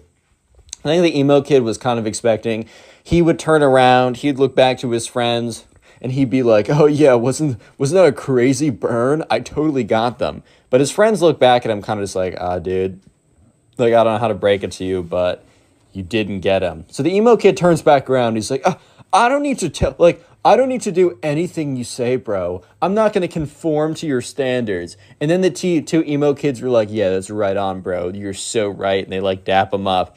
And Hank at this point he's just so done. He's just like, bro, because he realizes, like, Hank's like, you know what? I'm not going to fight with these kids. These kids are obviously a lost cause. This is not worth my time. So Hank gets up, he turns around, and he kind of says, like, whatever, man, like, go live your life.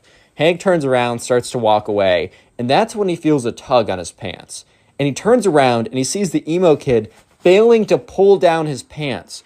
So basically, the emo kid couldn't, like, wanted to, like, he couldn't let Hank just leave by himself. Like, he couldn't let him just do that. So when Hank turned around and started to walk away, the emo kid, like, went to jump and try and pull down his pants to, like, pants him, to embarrass him, to, like, impress his emo kid friends and be like, oh my God, I totally owned him, dude. So at this point, like, Hank is like, dude, stop pulling down my pants, bro. And the emo kid's like, oh, sorry, I just slipped. And he's like, and his emo kid friends laugh along as well. At this point, Hank's getting really annoying. He's like, sorry, bro, like, I'm not into you like that. He's like, what? He's like, yeah, you're trying to pull down my pants. So you're telling me you're not trying to get a peek? And the emo kid's like, dude, it's not like that. I was trying to pants you. And Hank's like, yeah. You wanted to pants me so you could see my bare bottom. Did you really want to see my bare bottom that bad? And at this point, the other two emo kids start laughing a little bit. And the main emo kid turns around and he's like, stop laughing, it's not funny. He turns back around, he's like, dude, you don't know what you just did. And the emo kid walks up to Hank with his chest puffed out. He's like, bro, you literally don't know what you just did. You don't know who you're messing with. Okay, I don't know if he started to tear up or anything. But at the exact same time, the mall cop that happened to be, like, going around the mall to make sure that nothing's, like, happening, looks into the Hot Topic and sees basically this kid walk up to this other kid with his chest puffed out. So the mall cop outside kind of slows down walking and looks inside. And sure enough, right, Hank is like, hey, look, I'm not looking for any trouble. And the emo kid's like, yeah, that's what I thought. You're freaking scared, bro. Don't tell me otherwise. You're freaking scared. And at this point, Hank's like, dude, I'm not scared. It's not like that. I just don't want any trouble. Like, you're not worth my time. And he's like, I am worth your time. I'm worth all of your time plus some because I'm worth more than you, dude. You don't know who you're messing with. At this point, right, the emo kids was really kind of just showing his true colors and being like, I mean, kid's insecure. That's fair enough. He's trying to act all tough in front of his friends. So once again, Hank's like, he turns around and he's like, all right, man. He's like, dude, I'm just not doing this. Once again, have a good life. Hank turns around, and as Hank's turning around, the emo kid is like, in his head, he's like, I can't let this slide. So the emo kid literally raises up his hand and swings on Hank. Real quick, if you made it this far into the video, go ahead and comment emo down below. I just want to see how many people made it to the end of this video, as I do appreciate you guys. Best way to support the channel, as always, is just watch a bunch of the videos. The more watch time you give to the channel, the more we get promoted in the algorithm, and I really, really do appreciate it. Let me know in the comment section what you do while watching my videos. I genuinely want to know. Just so you know, all these episodes are on Spotify. It's in the description, the first link. Please rate us 5 stars when you have a chance. If you want to submit these stories, and please do, because, that's how I make these videos, go to my Instagram or Twitter. They're both in the description, but they're also at Connor Pugs. I got a Discord server, link in description, code ConnorPugs for 10% off gamer subs. Let's get back to the story. So Hank, remember, he turns around and Hank's like, dude, I'm not going to deal with you like that. It's not worth my time. So Hank turns around and the emo kid, who's like, I can't let Hank, like, one-up me. Like, I can't let this random kid, like, kind of like alpha me in front of my emo kid friends or whatever. So as Hank turns around, the emo kid swings on him, takes his fist. The thing is, though, the emo kid's not like a trained, I don't know, fighter or boxer or something. So obviously the emo kid doesn't make contact with Hank. Instead of making contact with Hank, the emo kid nearly misses Hank, and his, like, right hook goes right through a rack of clothes. The emo kid was really putting his full force into this too. Because once the emo kid misses and whiffs on Hank, the emo kid flies forward into the rack of clothes. So he basically, like, pushes himself into a rack of clothes, fails to swing on him. The mall cop, however, did see the emo kid try and swing on Hank, so he walks in there. Hank turns around, and he sees the emo kid on the floor in a pile of clothes, and he's just so confused on what happened. And then Hank turns around the other way to see a mall cop standing in front of him. So Hank's really confused at this moment. He's like, okay, 1 second ago, I turned away from the emo kid, and a second later, the emo kid is sitting like face first in a pile of clothes, and a mall cop is standing above me. Like, this literally makes no sense. And sure enough, the mall cop's like, hey, hold up, everyone, I got to talk to you guys. And the two emo kids, like, from the back, like, they get scared and they literally run off. They disappear into the rest of the story. It's like, hey, you get back here. But also the mall cop didn't really care that much because the two people that he really wanted to talk to were both Hank and the emo kid who swung on him. So the emo kid gets up. He's, like, kind of panting a little bit. He's like, and the mall cop's like, hey, I saw you swing on this kid. I know you didn't make contact, but you did try and swing on this kid. It's 100%. Like, what's going on here? The emo kid's like, dude, I was just defending myself. And at this point, Hank's like, that's not the case. This kid and I were kind of talking back and forth. He tried to pull down my pants. I made fun of him for doing that. I turned around and he tried to swing on me. At this point, right, the mall cop kind of witnessed the last 60% of this altercation. So he knows for a fact that he saw the emo kid try and pull down the pants and then have an argument. So the emo kid says, well, after I pulled down his pants, this kid tried to swing on me and I just defended myself. And the thing is, right, that was a mistake for the emo kid because the mall cop had been watching the whole thing. So the mall cop knew for a fact that that wasn't the case of what happened. So the mall cop goes on to say, like, dude, I know for a fact that's not what happened. I saw you guys kind of like bickering in the store, and I wanted to make sure that we had no like nonsense going on. Obviously, some nonsense did go on, and I watched the whole thing. I saw you try and pull down this kid's pants. He did not swing on you. I don't know what he said to you that offended you or anything, but it's very clearly that, you're the aggressor here, and I can't have that. So he's like, hey, I'm going to need you to come with me. And the emo kid's like, all right, buddy, go ahead with him. And the emo kid is like looking at Hank and kind of giving him this look of like, come on, bud, like, go ahead. He's asking for you. When in truth, that, the mall cop is not asking for Hank. The mall cop is asking for the emo kid. So the mall cop's like, sorry, man, you must be mistaken. I'm not asking for this guy over here, pointing to Hank. He's like, I'm asking for you. And he points at the emo kid. And the emo kid is so absolutely stunned by this revelation. He's like, at this point, the emo kid is practically speechless. The emo kid is standing there, is just like, you must have some kind of mistake or something. Like, you can't be talking about me. That's insane. Like, there's no way. Like, what do you mean? Hanks is looking at the emo kid with this bit of a smirk, and the mall cop is kind of like, come on, bud. Like, we don't want to have any trouble here. Make this nice and easy for all of us, and just come along with me. And, at this point, the emo kid is looking at Hank and kind of just giving him this look of like, this isn't over, buddy. This isn't over. And Hank is kind of just like, wow, this like a lot just went down the last 5 minutes, because this was like no longer than like 10 minutes of an altercation. And as soon as the mall cop basically drags the emo kid away, his friend comes rushing up to him, and he's like, dude, like, I just checked out the thing I was getting, and in his hand, he had this, like, skateboard thing or whatever. He's like, dude, I just saw, like, a mall cop over here. I saw some kid getting dragged out of the store. Did you happen to see what happened? And Hank just looks at his friend, and is like, did I happen to see what happened? He's like, buddy, I lived what happened. Okay, so we're going to call the subscriber for the next story Bobby. I got a little King the Hill theme going on with these names because I got Bobby and Hank. If you know, and you're cool. Anyway, so Bobby was like hanging out at home one day, and one of his friends hits him up. And, Bobby, doesn't see this friend this often because they happen to be going to two different schools, even though they live relatively in the same area. They're both in high school, and they're both seniors in high school. So Bobby's friend, who we're going to call Ben, actually happens to have a car at this point. And, Bobby's friend Ben hits up Bobby one day, and Bobby's just chilling at home, and he gets a text from Ben saying, hey, do you want to, like, hang out today?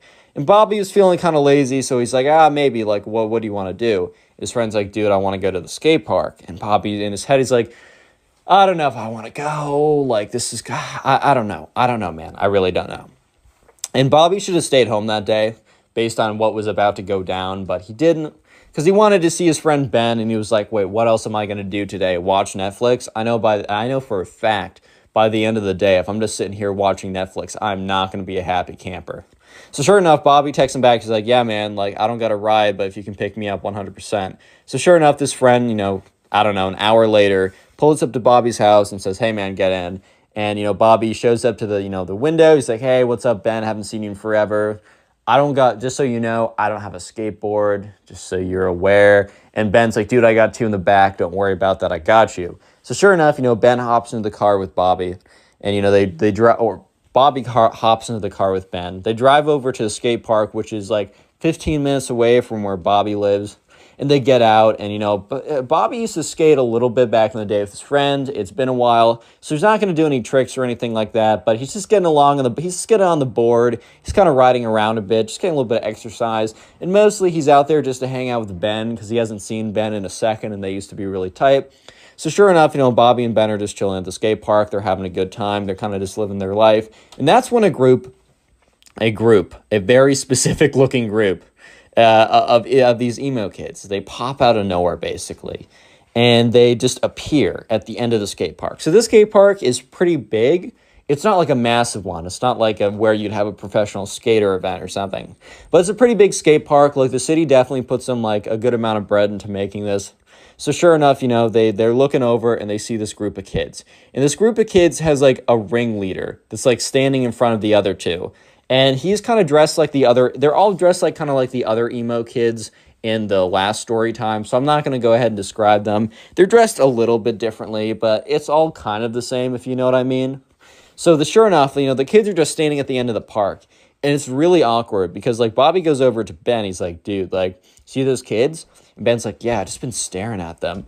And Ben's like, dude, they just been looking at us for, like, the last thing. Checks his watch. He's like, dude, they just been looking at us for, like, the last like 2 minutes, bro. That's really freaking weird. And, Bobby's like, yeah, man, like, this is kind of weird. I don't totally know, like, what's the deal with all this. Like, do you know what's up with them? And Ben's like, dude, I don't go to this skate park. Like, this is your skate park. And Bobby's like, yeah, I don't really skate anymore, so I don't know. Maybe this is, like, a place they normally go to. Either way, this is kind of weird. Let's just stay on this side, and hopefully they'll stay on their side. And if they come over, hopefully they're cool. Spoiler, they're not cool. Yeah, they're the farthest thing from cool. But anyways, Bobby and Ben try and ignore these kids, as these kids literally, the thing is, these kids, they don't even have they don't even have like a skateboard with them. And you don't need to have a skateboard to hang out at a skate park. A park is a park, and it's a cool place to just hang out with some friends. That's 100% true. However, I will say it is a little weird to, like, show up in a group of kids or a group of, like, a bunch of people, stand there and watch other people without saying anything to each other, without doing anything like that. I will say that itself is pretty weird. So sure enough, Bobby and Ben are just kind of standing there like, dude, this is really freaking weird. What's going on? And that's when they look over, and sure enough, they see the emo kids start to walk closer to them. Like, the emo kids were just standing there for a good solid, I would say 10 minutes. And that's when the emo kids start to walk over to Bobby and Ben. And at this point, Ben turns over. He's like, dude, what is up with your neighborhood, bro? Like, why do you always get the weirdos? And Bobby's like, dude, it's not my fault. I don't go here this often. I don't know. And that's when the group of emo kids shows up. And there's, like, very clearly, like, this is going to sound weird, but, like, an alpha one. Like, okay. I'm not trying to use, like, weird, like, alpha male terms or whatever. Oh, Connor, which one's the sigma male? Shut up if you say that in the comment section, unironically, dude. Actually, shut up. But anyways, sure enough, the kind of like the alpha of the pack, whatever that even means in emo pack words, is like, hey, you two, I need a word with you. And Bobby and Ben kind of just look at each other just like, oh my God, like, what's going on here? It's just kind of strange. Ben kind of like whispers over to Bobby like, dude, we are never going back to your park ever again. And Bobby kind of just gives him this look of like, dude, I can't control this. So sure enough, the emo kid, let's just call him the alpha emo kid. No, I can't say that for much longer. The main emo kid, King the Pack or whatever, walks up to them. He's like, bro, do you not know? And Bobby and Ben kind of look at each other, and, Bobby speaks up and says, no, like, knows what? Like, no what? The emo kid laughs. He's like, oh, you don't know then. This is our turf, dude. And Bobby and Ben kind of look at each other, and Ben speaks up like, turf? Emo kid's like, yeah, man, you don't understand. This is our turf. And Bobby just means like, what does that even mean? And they're like, you don't want to mess with us. And one of them like legitimately pulls out like a wand. Not like a knife or something, not like actually trying to be intimidating. Like this isn't like, oh, they think they're like actually in a gang or something. This is their turf. They pull out a wand, like a freaking Harry Potter magic wand. And the main emo kid's like, bro, my boy over here knows magic. You don't want to mess with him, dude. And so Bobby and Ben kind of look at these kids, and Ben speaks up. Ben's a little bit more brash. Ben's a little bit more, I don't know, confident is maybe the wrong word, but I'm going to use that word than Bob. Confrontational, that's right. Ben's a bit more confrontational than Bobby is. So Bobby would have been fine literally just going somewhere else. It's not like there's not a lot of other places. I mean, there's not a lot of other places they could go, but it's not like Bobby's a big skater in the first place. He just wanted to hang out with Ben. And Ben literally goes up. He's like, dude, what are you going to do with that little magic wand? You're going to wave it around, put a spell on me? Is this freaking Harry Potter, dude? We don't care. You guys don't have turf. That's ridiculous. Like, look, we're not taking up the whole park. This park's massive. You guys chill over there. We'll do our thing over here. There won't be any trouble. And the emo kid's like, dude, there's going to be trouble if you guys don't leave or at least pay respects. And, Ben at this point's like, the frick you mean pay respects? Like, what is that? Like, what do you even mean by that? And at this point, Bobby's starting to realize that Ben is kind of finding this amusing more than concerning. Bobby's more concerned by this just because they outnumber them like 4-2.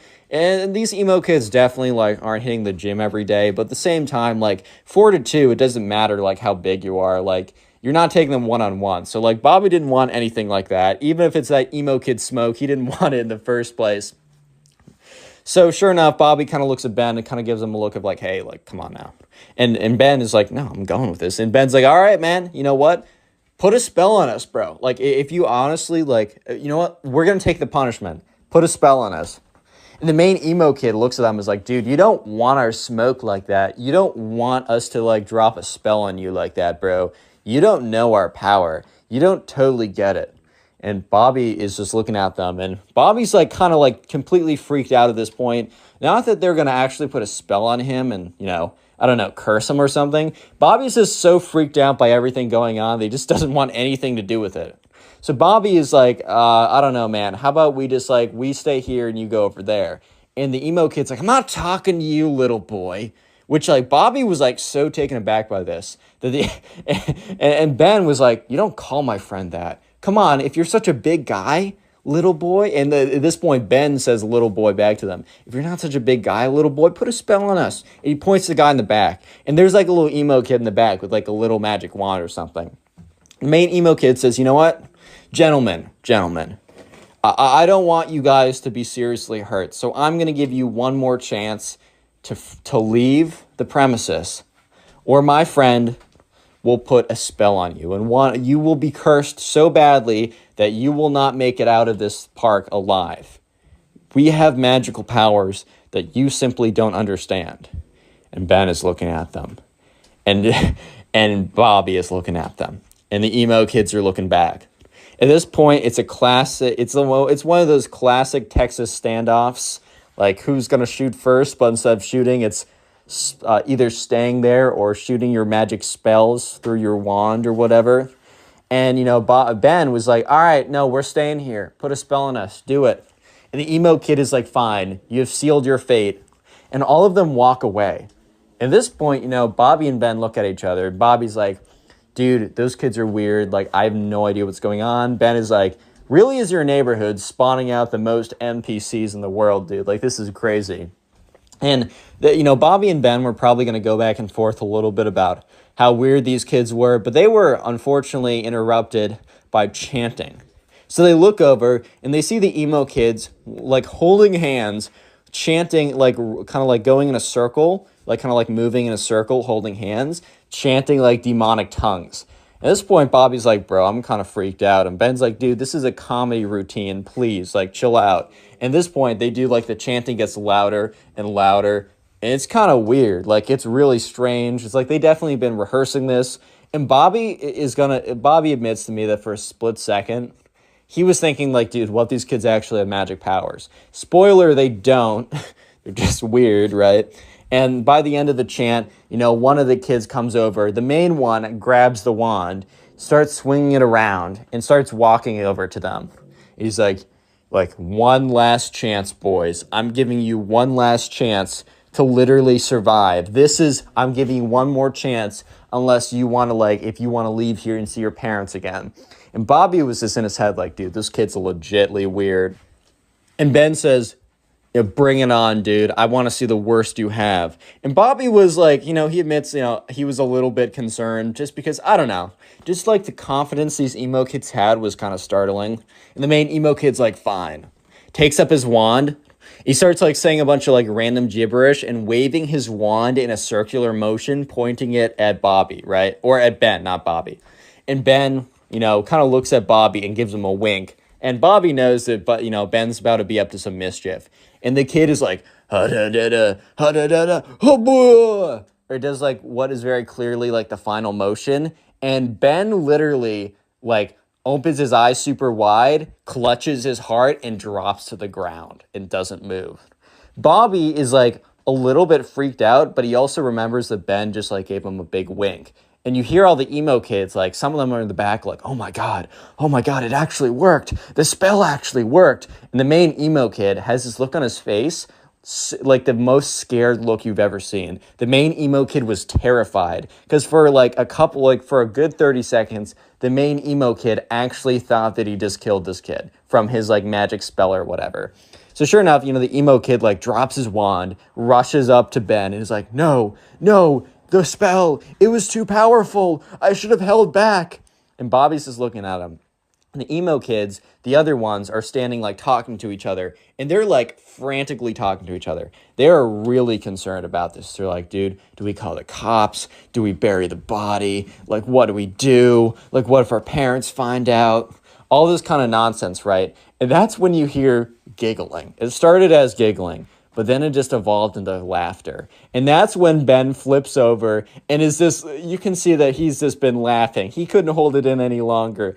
And he gets up. He's like, oh my God, you fell for it. This is the funniest thing ever. He's like, guys, you're not wizards. You're just weird. Go to that side of the park. We're going to be here, and there's nothing you can do about it.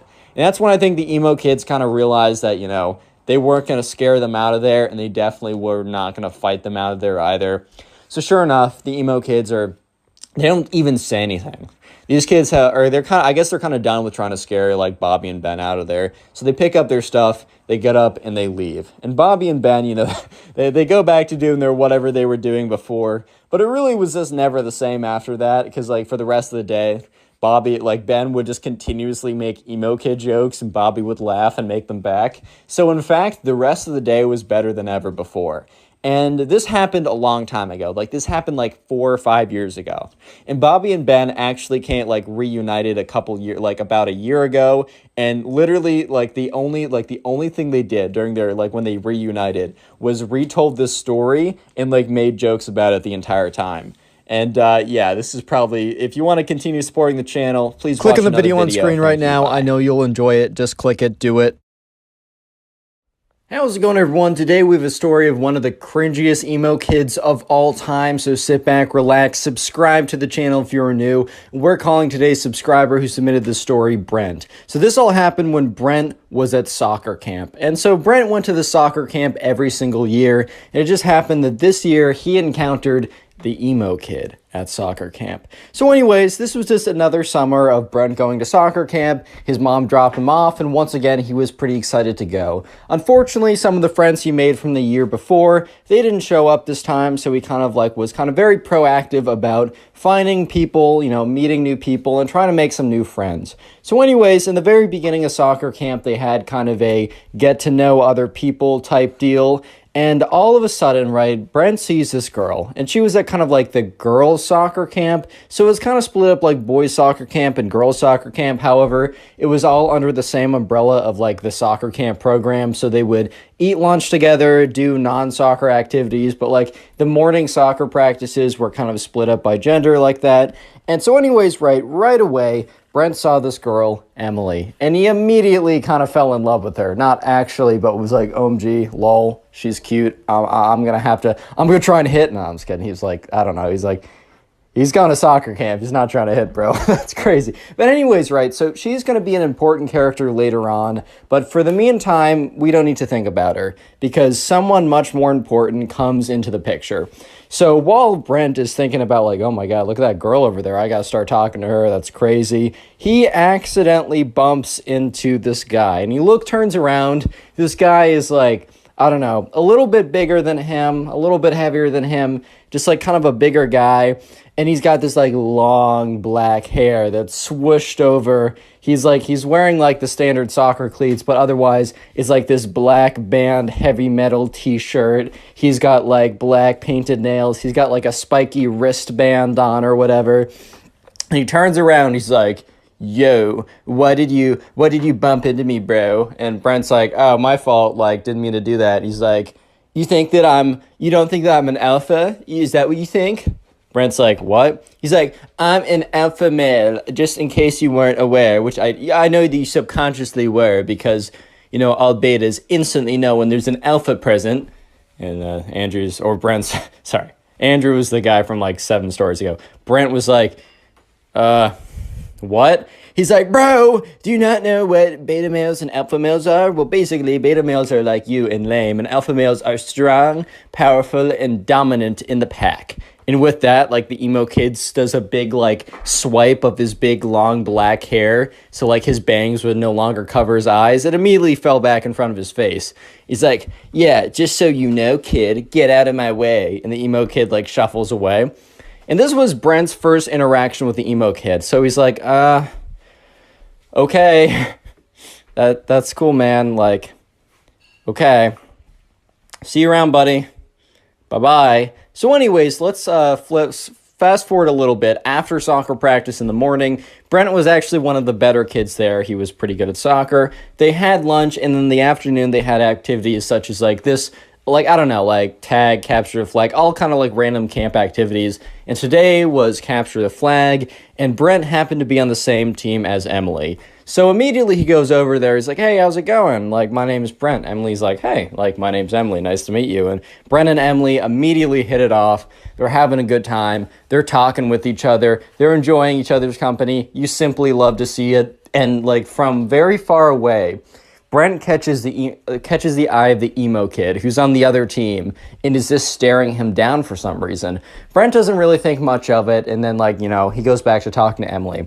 So they're playing capture the flag right now, and Brent, runs over to the other side, gets the flag, right, and starts running back to his side. If you don't know capture the flag, there's like this little penny on both sides or like a little piece of cloth or something, and while you're on the opponent's side, if they tag you, you're in jail. But what you're trying to do is you're trying to run over there, grab their flag, and run back to your side without being tagged. However, there was a stipulation that it had to be a tag. This isn't tackling. You can't push someone. You can't, like, punch them or anything. You have to tag them if they're on your side. So, Brent is running over there. Sorry, I have a list of names in front of me and from other stories. Brent is running over there. He grabs the enemy team's flag and is running back to his side. And he's really close when he just like immediately slams into the ground. And that's when he realizes that there's a big guy on top of him. And that's when he realizes that the emo kid tackled him. So the emo kid's like, nice try, buddy. Next time, try not to fight the alpha males. And then camp counselor comes over and says, hey, we said no tackling. You're on the sidelines, points to the emo kid, he's disqualified or whatever, has to sit on the sidelines. Ooh, so alpha, man. But anyways, right, so the penny's returned, but also Brent isn't in, like, jail. He goes back to the other side, and the emo kid has to sit out for the rest of Capture the Flag. And Brent continues to talk to Emily, and the entire time, the emo kid is just, like, looking over, and he's, like, all angrily staring at Brent. So Brent is now his official enemy. Brent kind of just assumed that they were enemies because of when he bumped into him and also when he got him disqualified, which, did Brent really get him disqualified, or was it because he's an idiot and jumped on him? That's why he got disqualified? Who knows, man? But there was another reason why the emo kid hated Brent. There was another reason that Brent did not realize at the moment, but was very, very, very potent, and is going to be very, very important for later on in the story. I'm gonna give you guys a hint. It starts with an E and ends with a mly. Did you guys get it? Starts with an E and ends with Emily. Emily? I'm just going to tell you, yeah, it is Emily, the girl. So emo kid likes her. Anyways, so Brent and Emily talk for the rest of that capture the flag game. The entire time the emo kid is staring Brent down. Brent just simply assumes, well, this kid hates me for that reason only. But let me just say that the next week of soccer camp was the craziest week that Brent has ever had. So anyways, right, his mom picks him up. He goes back home. His mom's like, hey, how was the first day? And Brent says, oh, I met this really weird kid who tackled me. And she's like, oh my God, are you okay? He's like, yeah, actually, I have barely any scrapes on me even. But he seems to not like me, so I'll keep you updated on that. So Brent is dropped off the next day, and he walks over there. And that's when the emo kid, is just staring him down. And, Brent is kind of walking over because there's a little bit of like a 5, 10, 15-minute period where the kids are just standing around talking with each other, waiting for them all to be dropped off. And then the soccer camp officials or camp counselors would then split them up into groups, do soccer drills, play games, whatever, standard kind of affair. And he's just kind of waiting around. And that's when the emo kid comes up to him and says, so you're challenging my authority as the alpha man. And Brent is kind of just like, what? He's like, I'll say it again, just in case your little beta ears couldn't hear me. So you're challenging my authority that I am the alpha male of the pack. If we were wolves, which we kind of are, and Brent was like, what? If we were wolves, as we kind of are, as I said, I would be the alpha male, alpha wolf, and you would be the beta wolf, and I would be banging your wife while you watch little cuck beta wolf. Whoa. And Brent is looking at this kid, and this kid is like, no offense, but this kid is like the opposite of what a stereotypical alpha male would look like, right? One of those red-pilled alpha males. It just looks the complete opposite of that. But anyways, Brent's not gonna get into like he's not gonna rebuttal this kid because like what is there to rebuttal? Everything, man. Like this kid has no argument. But anyways, Brent's like, okay, and the emo kid's like, well, you say okay, but remember yesterday when you got me kicked out of the game, which you obviously tipped off the ref? And Brent's like, bro, you tackled me. It's very clearly stated in the rule books that you're not allowed to tackle anyone. How is this on me? He's like, dude, it was so clearly on you because the ref understood that I was the alpha male and I was simply asserting my dominance, bro. And, Brent's just like, dude, the frick are you talking about, dude? Like, I paid him off with what? The $5 allowance I get a week? With what? My used, smelly, stinky socks? What do I have? And he's like, I don't know, man. I don't know. Maybe you took his daughter on a date because his daughter's so ugly she'd never get a date. Oh. And Brent's like, was that a diss? Like, does he even have a daughter? He's like 20, bro. What? And the emo kid's like, anyways, I just wanted to let you know that I'm the alpha man. You're the beta man. I will do your wife when you have one. And scene. And the emo kid walks away. And Brent at this point is like, what? Why? Why is this my life? Anyway, so skip forward to the soccer practice. They're put into groups, and the emo kid was in Group B earlier, so they basically split them up into Group A and Group B. So the Group A is the better players, and Group B is the I'm just kidding, the players who are newer to soccer. And the emo kid apparently was on the cusp of Group A. It was at the very top of Group B, and because his performance was good enough, he was actually moved up to Group A. So now Brent, instead of having a morning to himself to focus on soccer, now had to deal with the emo kid being, thrown into the mix here. So anyways, they're doing some drills with the soccer ball, and they're kind of like kicking them around cones. You had to kind of keep control of the ball while you were running. And the emo kid, like they said, okay, line up into 3 groups. And the emo kid immediately ran behind Brent. And Brent kind of looks behind him. He's like, what? And the emo kid said, nothing, Brent. Just letting you know that I'm the alpha male here. And Brent's like, okay, fine. Let's just do the drill. So the ref blows the whistle. Brent starts kicking the ball and moving with it. And the emo kid immediately runs up behind him and trips him. He's like, oh, sorry. And the ref's like, hey. And the emo kid's like, it was an accident, I swear. And the ref's like, all right, be careful. And Brent is starting to get really angry because, if you get an injury in soccer, especially if you get a foot injury, he could be out for the entire week. I mean, this is one of his favorite camps that he has every single summer. He loves going to it. It's one of his favorite things to do. And this emo kid, for the second time in the last 24 hours, has, has gotten really close to causing him a pretty big injury.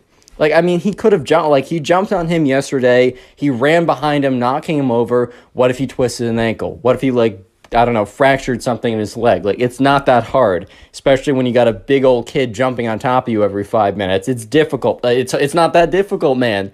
So anyways, Brent, for the next activity, waits to get into line before the emo kid does, because he doesn't want to be in the same line as the emo kid. But it turns out that, like, everyone else lines up, and it's literally just Brent and the emo kid waiting for each other to move, because the Brent wants to go where the emo kid doesn't go, and the emo kid wants to go where Brent goes. And the refs are, or not the refs, but the soccer coaches are like, come on, kind of like, guys, get into line. And Brent's like, okay. And he sprints to the end of the line, and then the emo kid sprints to the back of that line. And the coach is like, emo kid, says his actual name, can you go to another line? Like, that line's too long. And the emo kid's like, okay, moves over one line. And when the coach turns his head, the emo kid literally runs back into the line with Brent again. So when the coach turns around, he's like, wait, emo kid, I said, could you go to that line? And he's like, fine. Emo kid eventually goes to that line, actually does that. So for the rest of the soccer practice, the emo kid tried to, like, bump into Brent, tried to make his life difficult, basically was just being a big butt the entire time. But thankfully, right, that nothing really happened. He didn't bump into Brent successfully again. In fact, the emo kid, most of the time when he tried to bump into Brent would do some, like, very slick soccer move, kind of like break his ankles, not literally, but you know what I mean. And the emo kid would, like, fall flat on his face because he kind of, like, tried to run into Brent, and then Brent sidestepped him and completely swerved out of his way. Anyways, though, things start to get a little bit more interesting, because throughout the next day, Brent and Emily are talking it up. It's kind of like the known thing for the camp that, like, those two were kind of like the unofficial soccer camp couple. I don't know if your camps had stuff like that, but this was true for the soccer camp. And word was that, like, the two of them, they were gonna kiss soon. Oh my God, guys, isn't that like 12th base or something? So sure enough, right, one of these days, so like a day later, Emily and Brent are just sitting with each other at lunch. They're kind of on, like, a quote-unquote date or whatever. And that's when a girl comes over and sits next to them. And Emily's like, oh, this is my friend Robin. And Robin's like, hey, guys, like, I just want to let you know, Emily, that the kid over there, and points to the emo kid, is planning to ask you out soon. And Emily's like, dude, I don't know that kid. I've never spoken to him in my life. And Brent's like, oh my God, I know exactly who that kid is. Emily's like, what? And Brent basically tells her the story that I told you guys for the last 13 minutes. And she's like, oh my God, he's the worst. And Brent's like, well, that would explain why he really hates me too, because, like, not just that I embarrassed him, but I've been hanging out with you the entire time. And, he probably knows that we've been talking a lot. And Emily laughs a little bit. And this is when Robin says, dude, like, I'm serious. This kid is going to come over and ask you out within, like, the next 24 hours. He's going to do it publicly. It's going to be really embarrassing. Everyone's told him not to do it, but he's in his own world. You gotta let him down nicely, though. And, Brent was like, no mercy. Make him suffer. Emily's like, Brent, I'm not going to make him suffer. I don't know this kid. Brent's like, make him suffer. Emily's like, shh. Okay, I'm going to be nice. When he comes over, I'm going to be firm, I'm going to be direct, but I'm going to be nice about it, I'm going to be cordial, and life is going to go back to what it was before. So sure enough, right, Brent now realizes that the emo kid has a massive crush on Emily. And Brent also starts to think about it. When Emily says no to him, and when she starts really, hanging out with me more, and when word gets around that we kiss, because we totally are, this is in Brent's head, right, he's going to actually, like, ramp up the craziness even more than it already is. I think I'm screwed, boys. Real quick, if you made it this far into the video, comment emo down below. I'm going to heart as many comments as I can that say that. That is the secret word of the day. And also, if you want to support the channel and help boost me back into the algorithm, all you got to do is, at some point, maybe after this video, maybe later, sit down and watch a bunch of my videos in a row, maybe while you're playing video games or drawing or cleaning your room, or maybe to help you go to sleep. I take that as a compliment now. I understand it. Leave in the comment section down below how you're helping boost the channel. I will heart it. I will say thank you. And I'll even shout some people out, like the person on screen right now. Thank you to this person on screen and all of you guys for all the support recently. It's really helped boost the channel. We're growing again. You'll love to see it. Let's get back to the story. So anyways, flash forward to that night, or not that night, but that afternoon. Remember when this is the mixed gender, just fun, more camp activities, they're playing dodgeball. And sure enough, the emo kid and Brent actually happen to be on the same team this time. So emo kid and Brent, they're picking up the dodgeballs, they're throwing them, they're trying to avoid being hit by the dodgeballs. And the emo kid walks over and is like, "Sup, bro?" And Brent's like, "What?" Emo kid's like, "I just want to let you know that, I know that you and Emily, or you have been trying to flirt with Emily, and it's been failing horribly for my sources, at least that's what my sources said. And I just want to let you know that, I let you have your fun. I let you play like the little beta little lamb you are. But I'm actually going to come in and, as the alpha male, assert my dominance and claim what is mine. Emily shall be my girlfriend by the end of tomorrow. Mark my words, and I will watch as little tears roll down your face because you're so sad that I took your girl. Oh, little Brent, I'm so sorry." Brent's like, "Dude, she's not gonna, I've talked to her, she's gonna say no. Don't do it. I hate you, but I know for a fact that you're gonna get rejected in front of everyone." The emo kid's like, "Nice try, little boy. I know for a fact that my testosterone is 10 trillion and yours is 0. So based on that alone, plus a billion other factors, such as my manliness, my alpha maleness, my swag, overall levels, and a billion more things, she will obviously say yes to me. And even if you two are fake dating, she'll break up with you immediately to say yes to me. I just know some things that you don't know, Brent. Get over it." So the emo kid walks away. And Brent's like, "Well, my conscience is clear because I tried to warn the kid not to do it. I tried to warn the kid, right? I'm not a bad guy. I told him not to do it. I told him. I said, I even gave him the benefit of the doubt. I said, I don't like you, but I want to help you here. He didn't listen to me. It's not my fault, whatever happens tomorrow." Next day rolls around.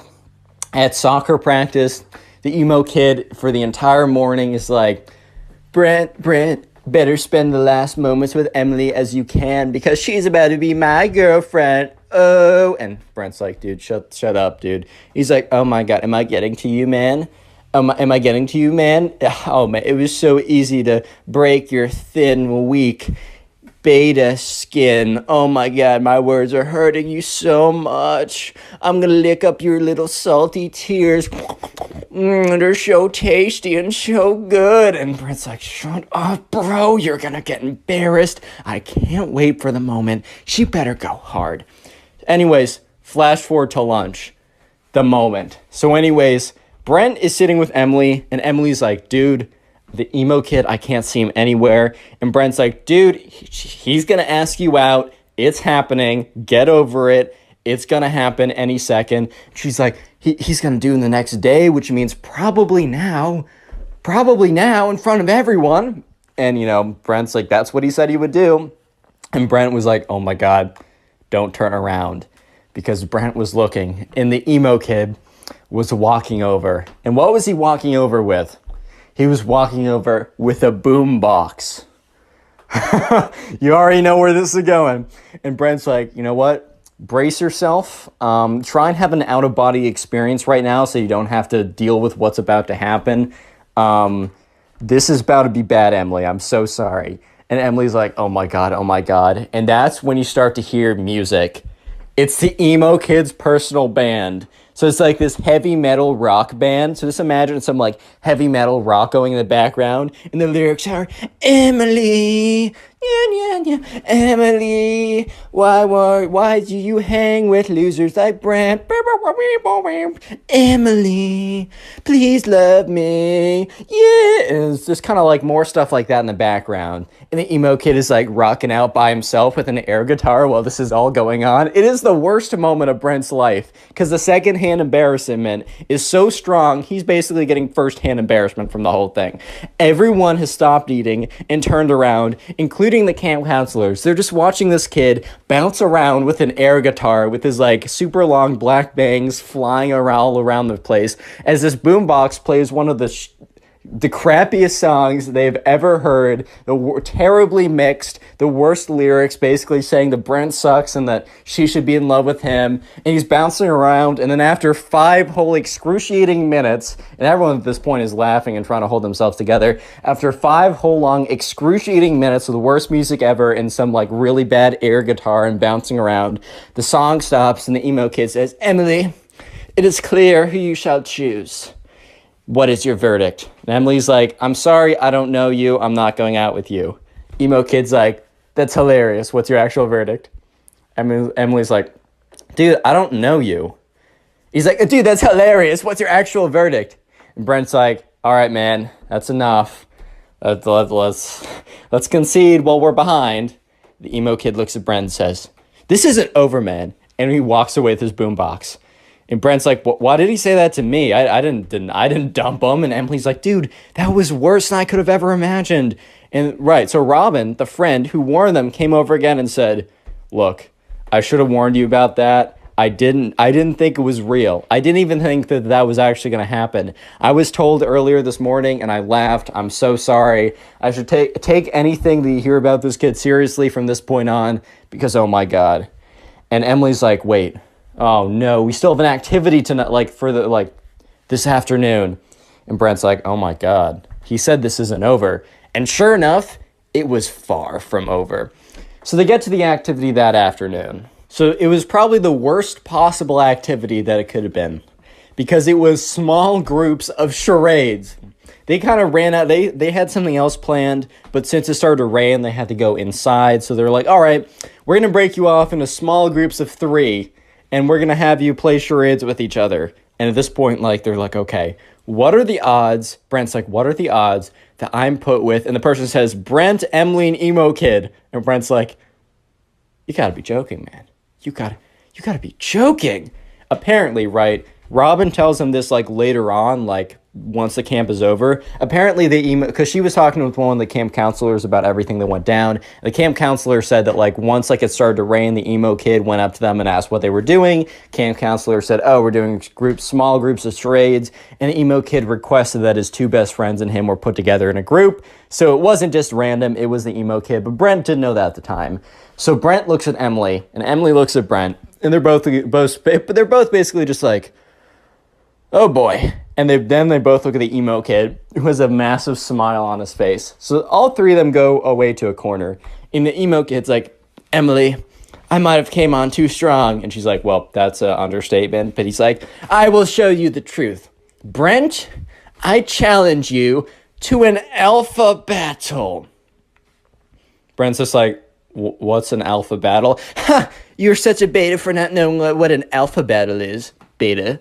He's like, "An alpha battle will be proof that I am alpha and you are a weak beta.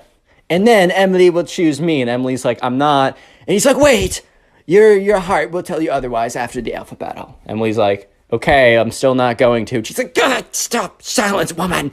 And Brent was like, "Whoa, chill out, dude." He's like, "You silence too? We're having an alpha battle right now." So, right, this kind of looks like they're doing really weird charades from afar, but the emo kid is like, "All right, let's form our best wolf poses." Brent's like, "What?" He said, "Form your best wolf poses now." And Brent's like, all right. Ooh, emo kid's like, "That is the worst wolf pose I've ever seen. You were definitely not part wolf like I am." And the emo kid does this really weird pose. He's like, "Oh my God, I'm wolfing so hard right now. This is the most emo thing. I mean, the most alpha thing I've ever done. Oh my God." At this point, Emily's like, "Guys, you are both embarrassing yourselves." Emo kid is like, "No, you will see that I'm the most alpha. I swear." Emo kid's like, "All right, let's do it. Wrestle me." And, Brent's like, "What?" Emo kid jumps on top of him, just tackles him to the ground, because he's 20 pounds heavier, right, and a little bit taller. And Brent was completely taken off guard. He's like, "Bro, stop. What are you doing?" And the emo kid's like, "I'm out alphaing you." And that's when the camp counselor comes over and says, "All right, guys, break it up. Tears the 2 of them apart. He's like, "All right, So we're only doing this for 20 more minutes, but it looks like you two can't keep off of each other. So I'm gonna be joining your group. Imagine how awkward this is. It is Emily, Brent, the emo kid, and a random camp counselor. So they do normal charades, right? And the entire time, the emo kid is like sneaking in punches to Brent's arm. He's like, ow. And when the camp counselor looks up, the emo kid puts his arms behind his back. And the emo kid's like, this isn't over, man. And then the emo kid walks over to Emily. He's like, tss, tss, Emily, tss. Emily's like, what? Do you think I'm more alpha? Shut up, kid. Emo kid's like, no. Okay, I'll just be direct. Do you want to go out with me? No! And the camp counselor was like, guys, silence while I'm doing charades. And Emily's like, dude, I don't want to go out with you. How many times do I need to tell you this? Emo kid's like, but I'm definitely more alpha. She's like, that's not a real thing. So the next day rolls around. It's Thursday. And that afternoon, there's no real activity. It's just known as like the soccer dance or whatever. And during the soccer dance, there's one coveted slow song where anyone who has feelings for each other might ask for like a slow song or something. And sure enough, let's just jump to the dance because the emo kid is like being a jerk to Brent all day, but that's not anything new. And sure enough, it is the dance. And they're putting on normal songs. And Emily and Robin and Brent are all together like, dude. And Robin's like, dude, the emo kid is definitely going to try and get that slow song with you.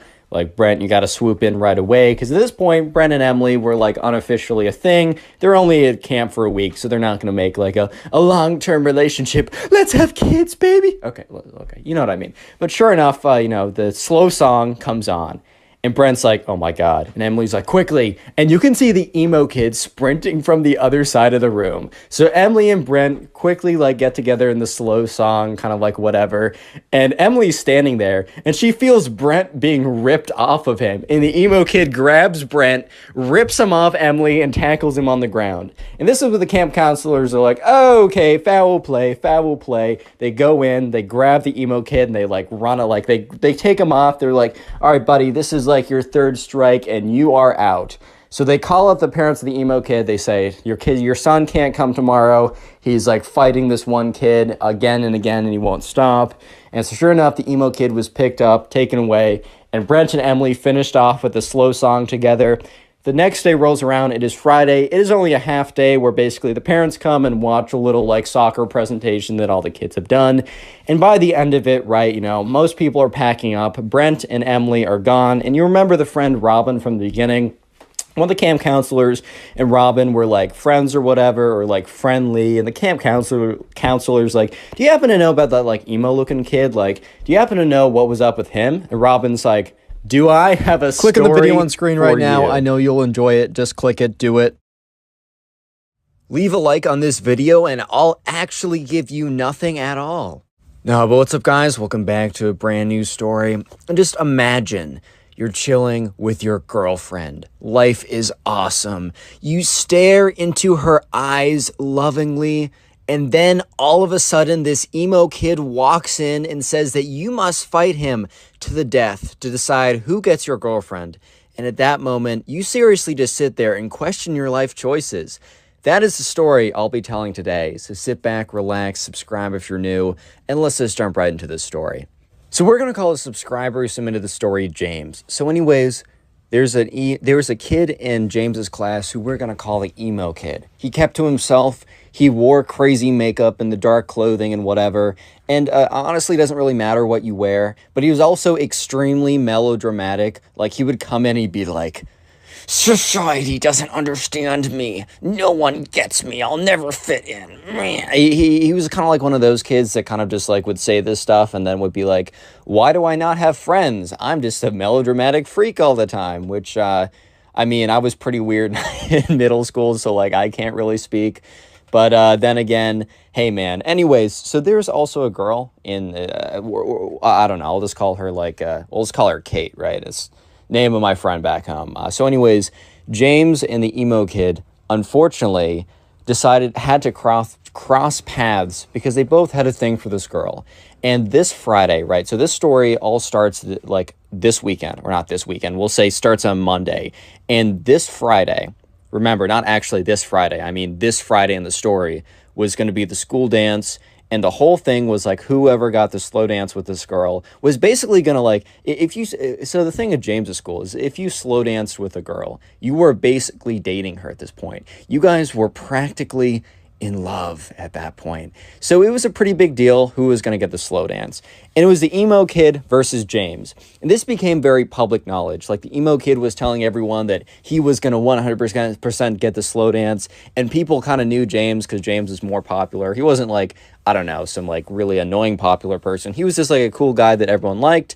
I mean, at least according to James, who submitted this story. So who really knows? But we'll go with it, right? So everyone kind of knew that both the emo kid and James were both fighting for this girl, Kate. And Kate made it pretty clear that, you know, she was not going to say yes to the emo kid. Like, sorry, unlucky. Life just works out like that. But she was considering saying yes to James.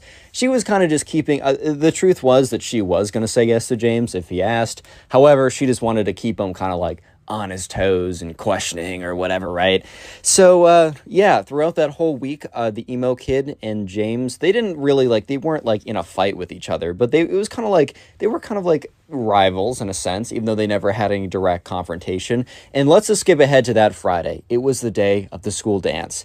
It was emo kid versus James. So anyways, at this point, you know, the emo kid is like, you know, he's kind of like, he's standing in the corner at the dance, right? Look, I was pretty awkward in high school and middle school when it came to those big dances. But to be fair, everyone else was as well.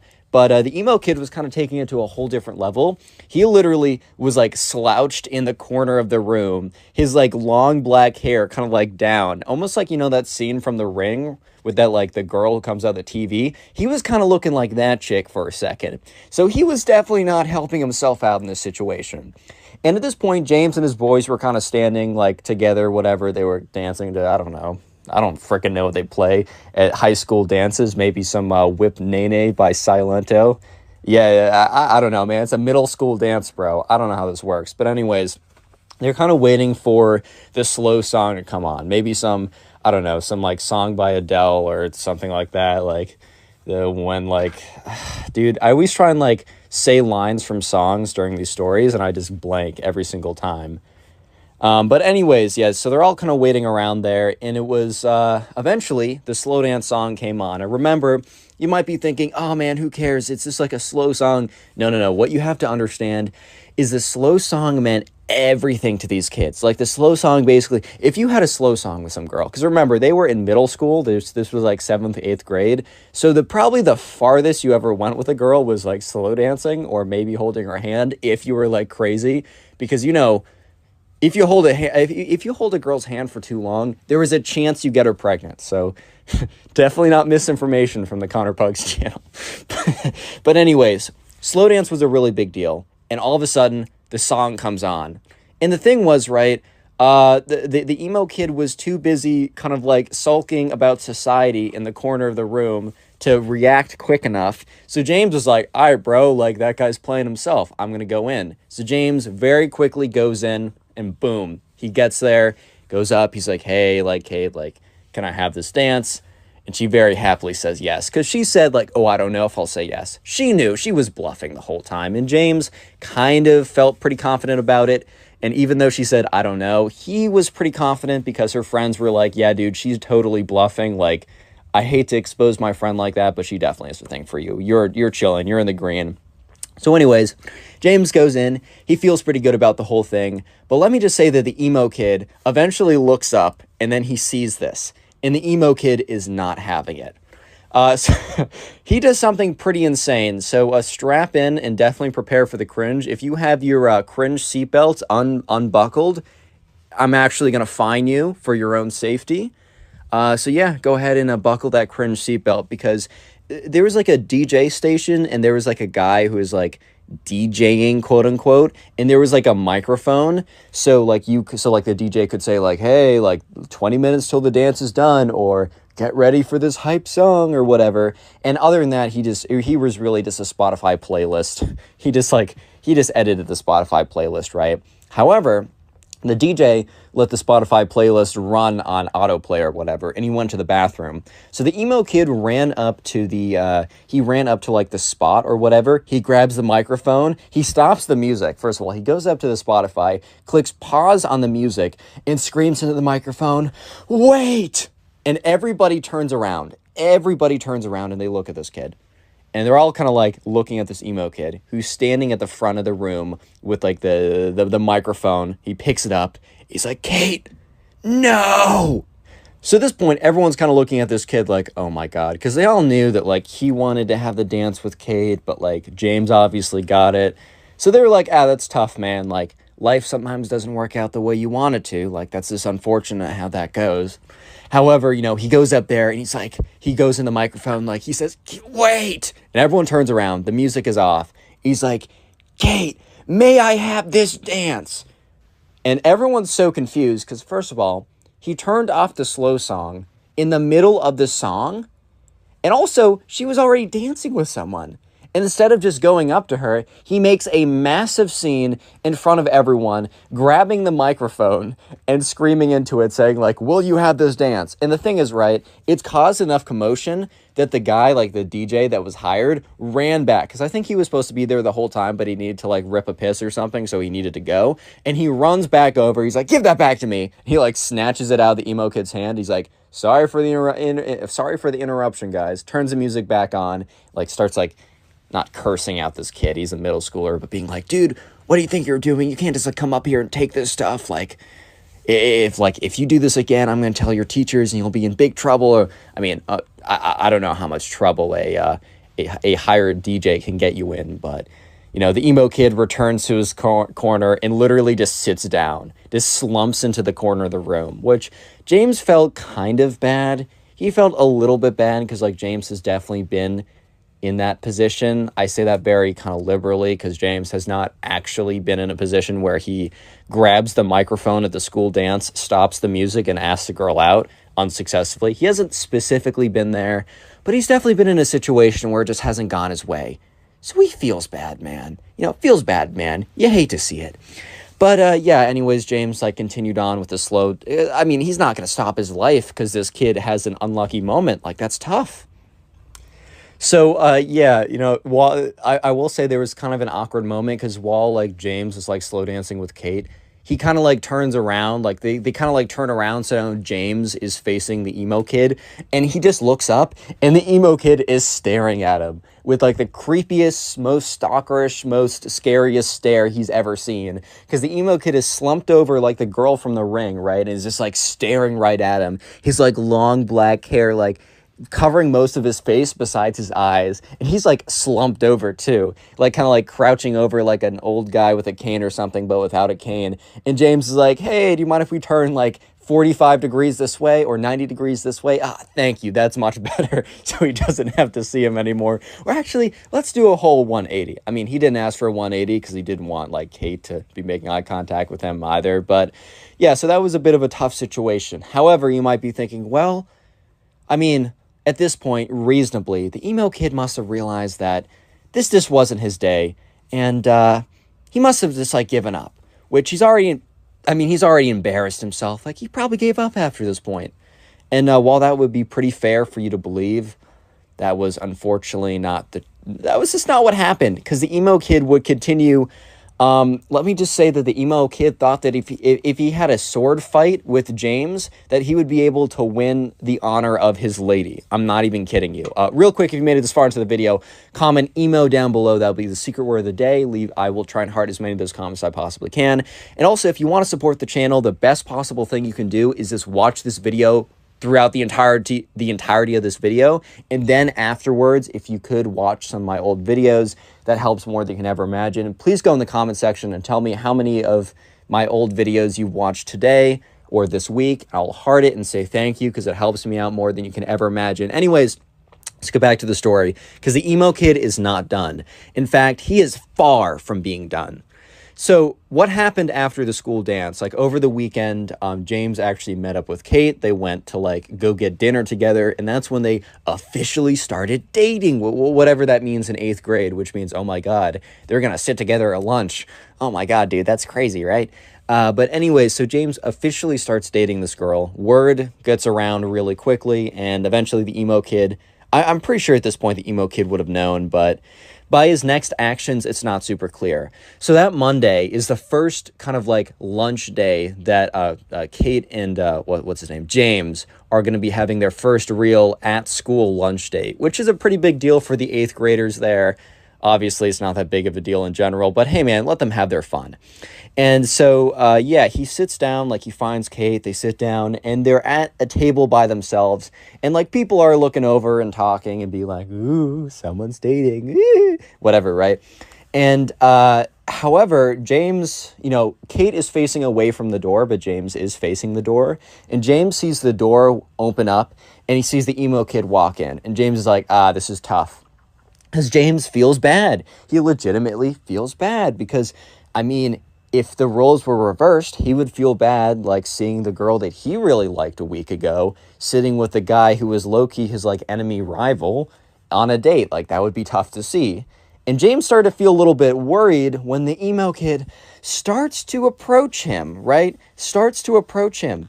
And yeah, so the emo kid walks up to their table. And at this point, Kate also realizes that someone's walking up, so she turns around. And the emo kid walks up and doesn't look at James. He's not paying any attention to James. He's actually acting as if James doesn't even exist at this point.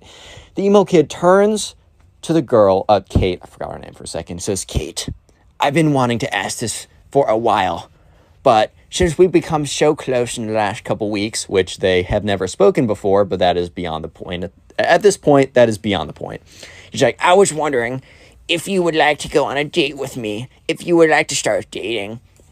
And James is like, oh, no, he doesn't know. How does he not know? Because James is like, everybody knows.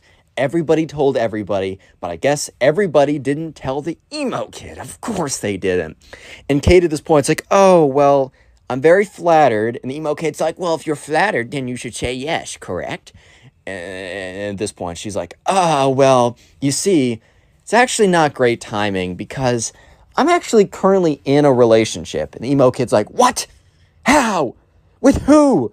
And James is like, oh my God, this is so awkward. He doesn't know. So James has kind of assumed that the emo kid didn't think anything of the fact that James got like the dance with her, which in all reality, the emo kid was kind of the one who had the most common sense in that situation, because just because someone dances with a girl once doesn't mean anything, right?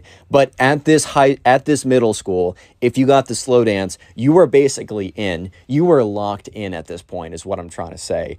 So Kate has to go on to awkwardly explain to the emo kid that, well, the guy that she's sitting at right now on the lunch date with happens to be the guy that she's dating. And the emo kid turns to James, looks at him, looks him down and up, like does like the elevator look when he looks at like the top of his head, looks all the way down, then looks all the way up, turns back to Kate and is like, really, dude? You decided to date this guy when you could have dated me? He's like, bruh. And he just kind of like storms out of there. And James looks at Kate and he's like, dude, how did that kid not know that we're dating at this point? Like, I swear to God, all your friends told everybody. Like, and Kate's like, dude, my friends didn't tell everyone. And James is like, if you ask anyone at the school, besides the emo kid, apparently, they will know. And Kate's like, yeah, okay, my friends do talk a lot. And they're like, well, that was pretty awkward. Hopefully nothing else happens again. You might be thinking at this point, Connor, the emo kid must stop. There's no way he continues on. There's not a chance that he continues, right? Well. I got some news for you guys. He does continue, and it's bad. Because you might be thinking that, oh, well, the emo kid stormed off and he was done. No. About 20 minutes later, when there's only like 10 minutes left of lunch, James sees the doors open up again, and he's like, you gotta be kidding me, dude. Because the emo kid walks through.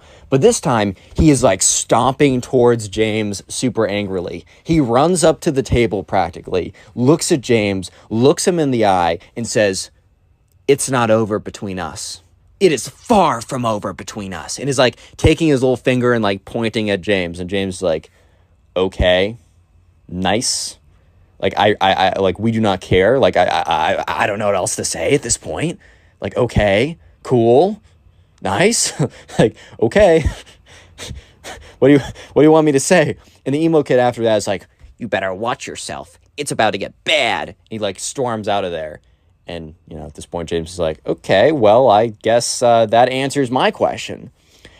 So the next day at lunch is where things get really, really, really crazy.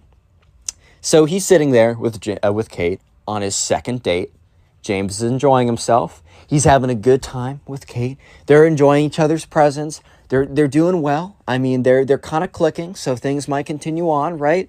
And that's when the emo kid walks in, and he's carrying like two sticks, like two pretty good sized sticks that he probably found in the backyard of the school. So in the backyard of the school, there's like a mini forest, nothing too crazy, but there's like a pretty big forest back there. And the emo kid must have gone back there and like found two decent sized sticks. He walks into the cafeteria with one stick in one hand and one stick in the other, and James is just looking at him. And he's like, he kind of says like to Kate, he's like, oh, okay, we got trouble. Kate turns around, looks at it, and it's just like, turns back around and is like, what? And James is like, yeah, I have no idea what's happening, but I guess we're about to see. So the emo kid walks up to the table, like kind of like waddles his way up. And he's like, you. And he like hands the stick to James. And James is like, I need a little explanation. What do you want me to do with this? Like, it's not super clear. The emo kid's like, you and I will have a sword battle, and whoever wins the sword battle will have the will win the honor of your lady, and will.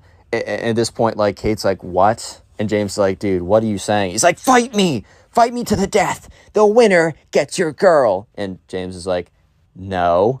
And the emo kid's like, oh, so you're scared of me then? You know that you're gonna lose, and that's why you don't want to do it. And James is like, well, I'm not convinced I'm going to lose. I mean, I'm not an expert at random stick fighting or whatever, but at the same time, why would I want to even engage? Like, why would I even want to do it? And the emo kid's like, well, I mean, for the sake of your honor, bro, like, do you really want to be known as the guy who chickened out because he's a chicken? And James is like, well, I mean, I don't really care, but I also don't want to be known as the guy who went on, who during the dance last Friday grabbed the DJ's microphone and like stopped the music to like ask out a girl who was very clearly in the middle of dancing with someone else, and then come into school the next day super angry with a bunch of sticks and try and like fight some guy to get the girl that already obviously said no to him twice. At this point, the emo kid's like, so what you're saying is that you're too scared to fight me, and because you know you'll lose. And James is like, dude, we're going in circles right now. I'm not fighting you. I'm not having a sword fight to the death. Like, okay, I'm just not doing that. At this point, the emo kid's like, fine. Well, you're about to see me in my final form, where I am the most powerful. And James is like, okay. Like, word. And then the emo kid reaches up to James and rips out like a strand of his hair. And James is like, dude, like, that hurt. Like, why would you do that? And the emo kid's like, I need that for my wizardly spells. And he like laughs really awkwardly and like shuffles out of there. And James turns to Kate. He's like, dude, like, what life choice did I make to get myself to this position? Like, what did I do wrong? Like, what choices did I make that got me here? And Kate's like, I don't know. Like, this is kind of tough. He's like, yes, why me? Like, why? Why? Like, you just came up to me with a bunch of sticks and says, I want to fight you, right? And then all of a sudden, he just, like, pulls a piece of hair. Like, what? Huh? Bro? I just don't know. I just don't know what to do at this point. And Kate's like, yeah, I don't know. But, like, I think eventually he'll just get bored of whatever he's doing and give up. So anyways, next day, it is lunch. Lunch once again. And James comes in, and he finds Kate. And he's almost like they sit down, and he's almost like, he's really stiff. He's, like, not talking that much. And Kate's like, are you good? Like, is everything okay? And James is like, dude, it's not you. It's just the emo. I just don't know what that kid's going to do today. Like, I'm not trying to lose any more hair. Like, that really hurt last night. Like, I was starting to bleed from my scalp where he pulled me. Like, that was ridiculous. And, Kate's like, yeah, that kid's pretty weird. Like, sorry you have to go through with that. And speak of the devil, dude. Because at that point, the emo kid walks in. And at this point, he has a backpack on, and he has a he has a smaller stick, and he has a stick in his hand, a smaller one, and a like a spirit Halloween wizard hat on. And James is like, you gotta be kidding me, bro. Like, you gotta be kidding me. And at this point, Kate's like, what? She turns around and she's like, oh my God. And the emo kid walks up and he's like, ha ha ha, like, this is where you made your mistake, James. This is where you made your last mistake. And he walks out, and he sits next, and he like stands up next to them. He reaches into his backpack or whatever. He takes out a piece of chalk. He takes out the like a plastic bag that has a hair in it, presumably James's hair. And he also has like a candle set and a lighter. And he sits down on their he like sits down next to them, and so they had concrete floors in the lunchroom. So next to them, he draws like a pentagram, puts a bunch of like candles around like the pentagram, takes James's hair, puts it in the middle, lights all the candles. At this point, like this is taking like 2 minutes to do. Kate and James are just sitting there looking at him, completely aghast. Like, what is this kid? What is this kid on? Like, whatever he's on, dude, like, maybe get me some of that. Oh my God. No, but they were just like, I mean, what are you supposed to do? What are you supposed to say? So eventually the emo kid has his whole, I don't know, his magic setup is all done or whatever you want to call it. And he starts lighting all the candles. He's like, James, this is your last chance. Give me your girlfriend and I won't put a spell on you. And James is like, dude, what do you mean give me my girlfriend? Like, it's like a mutual choice to be like girlfriend and boyfriend. Like you're acting as if this is like the 1600s or something, and like the wife is the property of the husband, bro. Like, what are you talking about? And he's like, one more chance, bro. I'm about to put a crazy spell on you if you don't give me your girlfriend. And this is when Kate speaks up and is like, dude, like, even if he said that he was going to give me to you, I'm not going to be your boyfriend. Like, I'm not going to be your girlfriend, dude. And the emo kid's like, well, I'm going to put a spell on you too, dude, if you don't become my... He literally threatens Kate. And he's like, oh, if you don't become my girlfriend, I'm going to put a spell on you as well, which... Okay, I might not be the smoothest individual. I might not be, I don't know, the one that has the greatest pickup lines of all time. My Tinder one's pretty funny. I did steal it from my friend, but maybe I'll 5,000 likes and I'll reveal it because it's pretty funny, but it's also a little embarrassing. But here's one thing I do know. There's a very decent chance that if you threaten to cast a spell on a woman if she doesn't become your girlfriend, she's probably, not 100%, but probably not gonna become your girlfriend. I know I might be going out on a crazy limb right now, and you guys might completely disagree, and maybe you found your wife of 10 years who loves you very much from threatening her with magical spells. I just don't think that's a great way to do it. So eventually the emo kid finishes up, and then he lights the hair in the middle, and then he takes his magic wand, waves it around, and just starts saying a bunch of nonsense.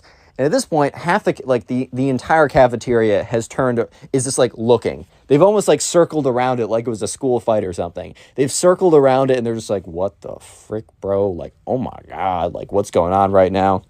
And eventually the emo kid like points his magic wand at James and is like, ooga booga, or I don't know. He's just saying some nonsense. And like literally 15 seconds of pure silence happened. And then very clearly nothing happens. And he's like, I'm going to give you one more chance. I'm going to count to 3. If you don't, you're going to explode because of my spells. And James is like, I think I'm going to take the risk. He's like, 3? I'm going to give you one more chance, bro. Like, I'm going to give you one more chance. And James is like, nope. I'm going to take the risk here. 2? And he's like, yeah, nah, I'm good, man. Like, you can go ahead with this. If I explode, I explode. Like, that's tough. 1? Last chance, dude. I'm being super generous right now. Just give me your girlfriend and we'll be all good here. And James is like, nah, I'm chilling, bro. He's like, fine. Kicks it. The emo kid literally kicks over his magic, like, whatever set. Because I think he knew it wasn't going to work anyways. Which, thankfully, it was concrete floors and nothing, like, flammable because like the candles fly all over the place or whatever. And he storms out of there. He like storms out of there. At this point, James sits back down. He's like, maybe we should go on dates at night when we're not in school. And Kate's like, that's not a bad idea. So the next day, Kate and James actually don't sit together at lunch. They sit separately. So they decide that if they're going to like do anything, at least for a little bit, to do it outside of school, like after school or at lunch or something like that. But the emo kid once again comes up to James, and James is like, oh my God, dude, like what? What now? And the emo kid, like, he literally goes on one knee and like kind of like presents, he's down on one knee, puts his head down and says like, I concede the battle, you win. Like, I tried everything possible, but you are the better duelist. Like, I honorably concede. And in James's head, he's like, bro, he didn't say this, but he's like, bro, you did not honorably concede. You did the least honorable, you did not concede honorably. But at this point, James sees this as a perfect opportunity for the emo kid to just stop. So he's like, all right, man, like, it was a good battle. It was really close, and you'll get them next time. Like, honestly, James is trying to be as chill as possible so that the emo kid doesn't come back and be like, well, actually, I'm going to try more magic or something. And the emo kid stands up, and he like kind of like nods his head, and James nods his head back, and the emo kid bows and leaves. And yeah, after that point, James and Kate actually were able to like do like lunch dates or whatever in school again. The relationship lasted like 6 months. It didn't last crazy long, but Kate and James are still cool to this day. And the emo kid never Click on the bothered video them on after screen this right point. now. I know you'll enjoy it. Just click it. Do it. How's it going, everyone? I hope you're having a great day, because today I have probably the craziest emo kid story I have ever received to date. I'm not even kidding. So sit back, relax, grab something to eat, grab something to drink, subscribe if you're new to the channel, and let's just jump right into it. We're calling today's subscriber Ty. So anyways, Ty was going off to camp, and this was his first time doing an overnight camp, so he was a little bit nervous, and it was kind of like a wilderness-based overnight camp, but they were mostly in cabins. Ty's parents did it before, and they actually met at this camp, so they were really pushing for Ty to go. But the summer before, he just said that he, wasn't ready and was going to do it the next year. And of course, the next summer rolls around, and Ty's like, oh my God, I said that? So sure enough, Ty and his parents ship him off to this camp. Ty's a little bit nervous about it, but they say, hey man, it's going to be good for you. Trust me. Like, I know it's scary, but you just got to do it. So anyways, they arrive at the campground, and they walk over, Ty and his parents walk over to the person who is signing everyone in. And it's some 25-year-old dude with a big old goofy smile on his face. He's like, hey guys, welcome to Camp Awesome. That wasn't actually the name, but we're going to call it Camp Awesome. Hi there, buddy. What's your name? He's like, Ty Gooden. And he's like, Ty, let me see. There you are, buddy. All right, so you're going to be in group B over there. And he points to this group of kids and like one counselor or whatever. And Ty turns around to his parents, and his parents are like, all right, well, we'll see you in 2 weeks. And Ty's like, Mom, like, I don't know if I can do this. And Ty and his dad kind of sits down and he's like, yo, you got this, buddy. Like, you don't need to worry about it. Like, trust me, the 2 weeks are going to fly by, and you're going to have so much fun, you're not going to want to leave. That's a guarantee from me. And Ty's like, all right. So Ty walks over, and he goes over to Group B, and there's a big group of kids, and, the counselor's like, hey, guys, my name is Ben. Don't worry, he's not the evil guy. But hi, guys, my name is Ben. Welcome, to camp. These are going to be the guys who are in our group. We're going to be in the same cabin together. We're going to do a lot of activities together. You can still meet people in the other groups, but these are going to be the guys you're going to be seeing all the freaking time. So start getting to know each other. Let's go around, do some names. And so they went around and did some names, and Ty was just kind of observing, all right, well, that person seems kind of cool and whatever, oh, we have that in common. And then it kind of comes around to this one kid that Ty didn't even realize was there until until he spoke up.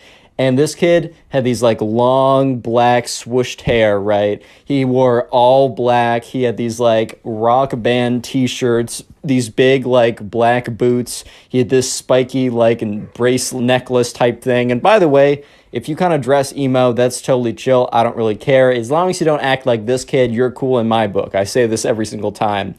And this guy was kind of just known as the emo kid. And since I don't want to give him a name because I will forget it and then it'll be very awkward. But we're just going to call him the emo kid from this point on. And Ty didn't think anything negatively. He was just like, oh, this guy really does put a lot into the way he dresses, and he definitely dresses with a lot of character. Ty legitimately had no ill will or feelings of just like, ew, this guy's dressing different than me, or anything like that. It was just an observation.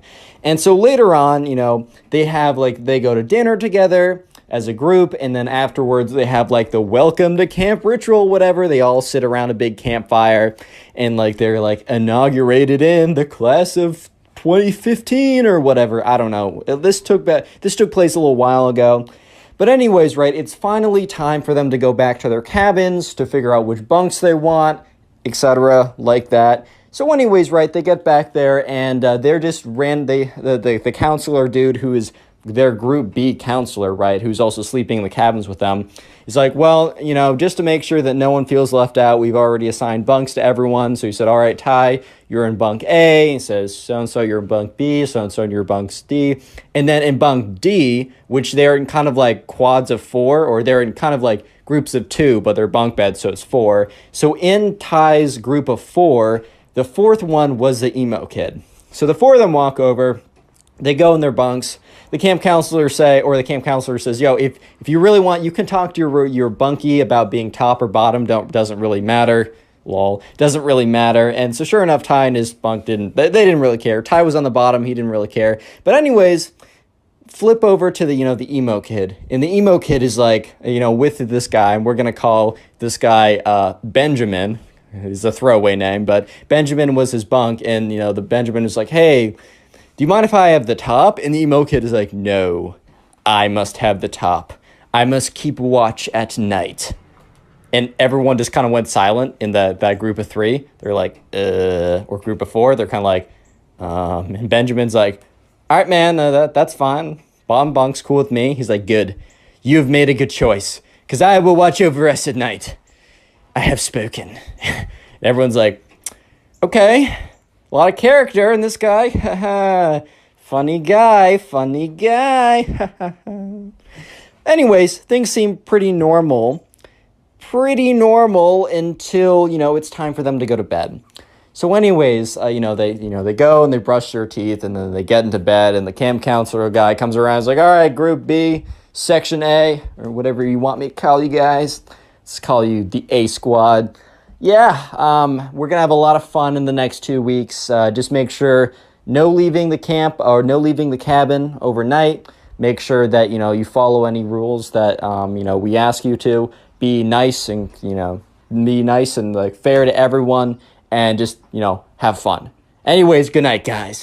And he walks out of there. And so, the lights are turned off, and Ty in his top bunk, and also Benjamin across from him, they were talking for a little bit. And the emo kid didn't really join in. He was just sitting cross-legged, but kind of sitting very stiffly. So he was very much not going to bed. And eventually they were like, all right, I'm tired. Good night. And they all kind of go to sleep at that point. And about 20 minutes later, Ty has not fallen asleep because he's still feeling a little weird. He's in a new environment. It's dark or whatever. He's a little bit scared. He's a young kid, whatever. He hears rustling, right?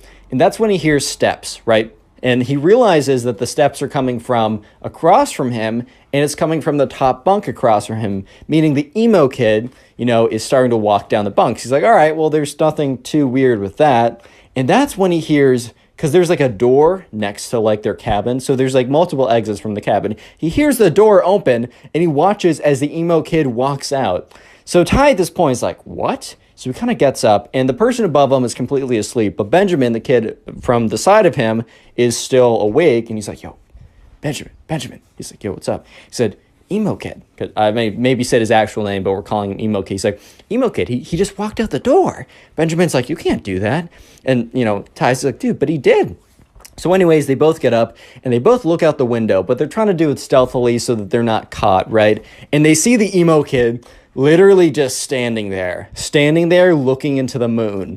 It is the creepiest, weirdest thing they have ever seen. Because the kid is just literally freaking standing there, bro. He's just standing there observing the night sky. And they're all like, oh my god, dude, that's freaking weird. What is going on right now? And, sure enough, Ty and Benjamin were like, all right, this kid is a little strange. Make sure he doesn't, like, strangle us to death or something in our sleep. I'm a little freaked out.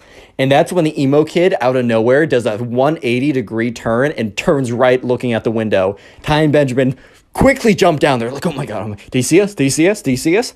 So, like, Ty starts to look up. He, like, peeks a little bit into the window and quickly goes down because he sees the emo kid walking towards the window. And he's like, dude, Benjamin, he's walking towards the window. He's like, crawl back to your bunks, crawl back to your bunks. So they both crawl out of sight of the window and they crawl into their bunks, and it's dark enough in the room for them to do this without being super obvious. And they're both in their bunks, and Ty turns around under the sheets, right? And he peeks out, and the emo kid is literally standing right with his nose up against the window looking in. And he's like, oh my God, this kid's insane. Anyways, emo kid walks back in quietly, goes up the stairs again, and sits in the bed and supposedly goes to sleep. Ty doesn't fall asleep for like another hour afterwards, but eventually he opens his eyes to the camp counselor being like, Ty, come on. We're going to be late. And Ty's like, oh my God. And everyone else is like, yeah, you slept in, man. Actually, everyone in this bunk besides emo kid slept in. And that was because everyone was so freaked out that they couldn't go back to sleep. But anyways, first day activities. They go outside, and during the day, they don't totally have to stick with their group. They're actually assigned to random groups. However, a lot of people in the random group will be from their group because they're just trying to make friends within the group. So, and they also go to meals together, so like lunch or dinner or whatever is together. And so anyways, the first activity of the day is not with the emo kid. It is actually like kayak/canoe or whatever, either or, one of those two. And, Ty has a lot of fun. And they go back to dinner or lunch, sorry. They go to lunch as a group together. And Ty's, talking about what he was doing. And the counselor kind of went around the table and was like, oh, so Ty, what did you do? And Ty explains. Oh, so Benjamin, what did you do? Benjamin explains. Oh, so emo kid, what did you do? And he was like, I prayed to the overlord. And they're like, oh, haha, I don't remember that being an activity. Emo kid's like, it's not. It's necessary. And he's like, okay. Anyways, guys, so I'm going to read off the people in your next activity because the way it worked was at meals. So at breakfast, the camp counselor read off what group everyone else was in for activities. And then at lunch, the camp counselor read off what people would be in for the afternoon activities. And so the camp counselor was like, oh, so Ty, Benjamin, and emo kid, you're all going to be in the group 7 or whatever. And that happened to be like something with like wood tool making or something kind of cool like that. So anyways, after lunch, they all head in that direction. And Ty and Benjamin are like walking together. However, the emo kid, it's not like they were walking away from him, but the emo kid intentionally stands walks 10 feet behind them, never breaking the distance. Like, they always have 10 feet between them, and the emo kid never breaks it. And he kind of walks weird. He walks very stiffly, yet he's kind of like propped forward at a 30-degree angle. His arms shoot straight down, and he kind of waddles a little bit like a penguin. But it's very intimidating and very weird. And Benjamin kind of whispers like, Ben, I can feel his eyes in the back of my head. Or not Ben, but Ty, I can feel his eyes in the back of my head. Ty's like, dude, Benjamin, I know. So anyways, they get there. And the camp counselor dude is like, hey guys, welcome to woodworking. It's going to be a lot of fun. You can make whatever tools or whatever you want. All I ask is that when you're using this blade, that, I'm there and help you guiding it. And also if you want any, if you want any inspiration or questions, come to me and it's all cool. So anyways, Ty and Benjamin sit down. They're like, oh, let's make wooden knives or something. So they're given a pocket knife and they're taught how to whittle away. It's like, always, you got to face it away from you. Never face it towards you. If I see you guys facing it towards you, I got to revoke your knife privileges. Not trying to be that guy, but it's part of the jab. So anyways, right, they look over and they see the emo kid and he's like whittling away at the spoon and at the stick. And they're all like, So eventually, at the end of class, or the end of the activity, they're asked to go around in a circle and say a little bit about what they made and show it off. So Ty's like, all right, well, here's like a butter knife, and didn't turn out that well, and everyone laughs a little bit, and the camp counselor's like, dude, it's fire, that's your first time, don't even worry about it. Eventually comes around to the emo kid, and the emo kid is like, whips out this like almost perfectly whittled, like this is like really professionally well done, and the camp counselor's like, wow, what is that? He's like, this is a wand for my warlock activities. Nobody better cross me now that I have access to my most powerful weapon of a wand. And everyone was like, what? Real quick, if you made it this far into the video, comment emo down below. That's the secret word of the day. I'll try and heart as many comments as I possibly can that say emo. And then also, if you want to support the channel, watch a bunch of these videos in one sitting. I call it binge watching. So if you're sitting down, maybe playing video games or trying to go to sleep or something like that, watch like 10 videos in a row if possible. I know it's a big ask, but if you do so, please leave a comment down below. I'll heart it and even shout you out, as on screen right now, shouting out some people who are supporting the channel and telling me about it. So yeah, thanks to these guys and you guys, and let's get right back to it.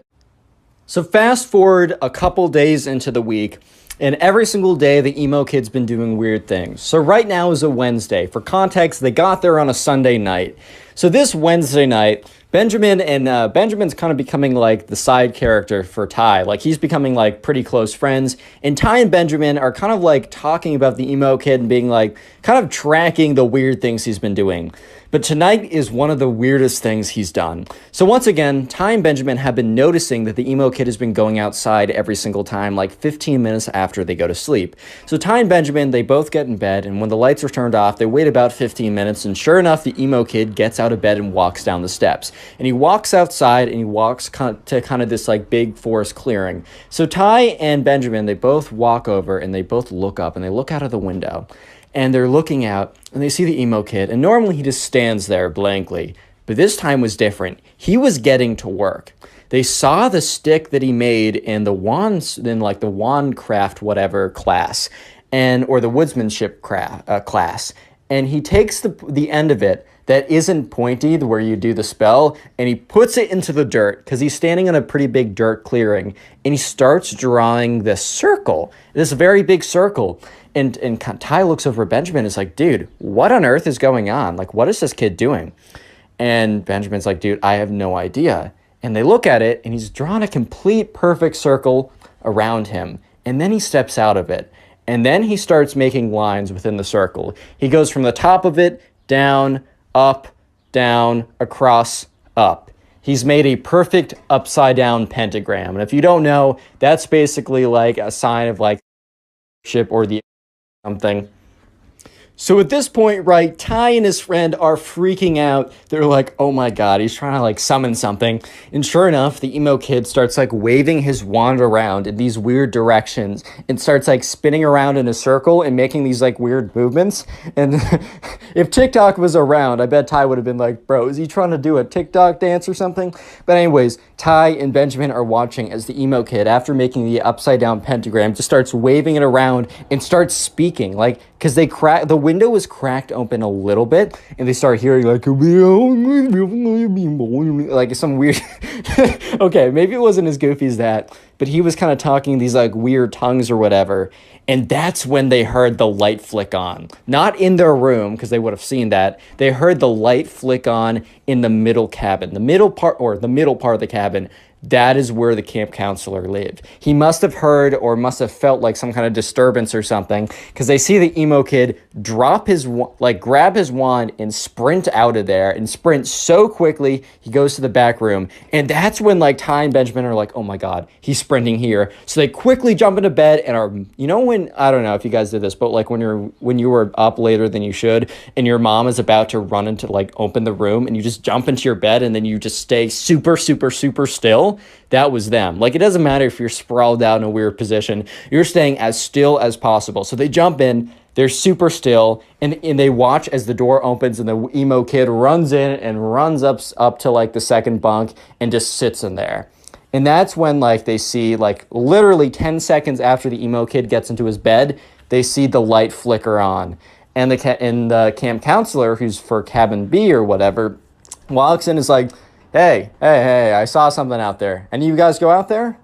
And like, everyone's pretending to be like, what? Like they just woke up. The emo kid is really pretending to be like, what? I don't know what's going on, bro. And obviously Ty and Benjamin, they're trying to like pretend like they weren't up watching the whole thing. And the kid on the very top of like Ty just is still completely asleep. So counselor's like, all right, whatever. He's like, all right, well, remember, it's a punishable offense if you guys leave the cabin during night. Like, you will be forced to go back home, and you don't want to miss the fun retreat we're doing this weekend.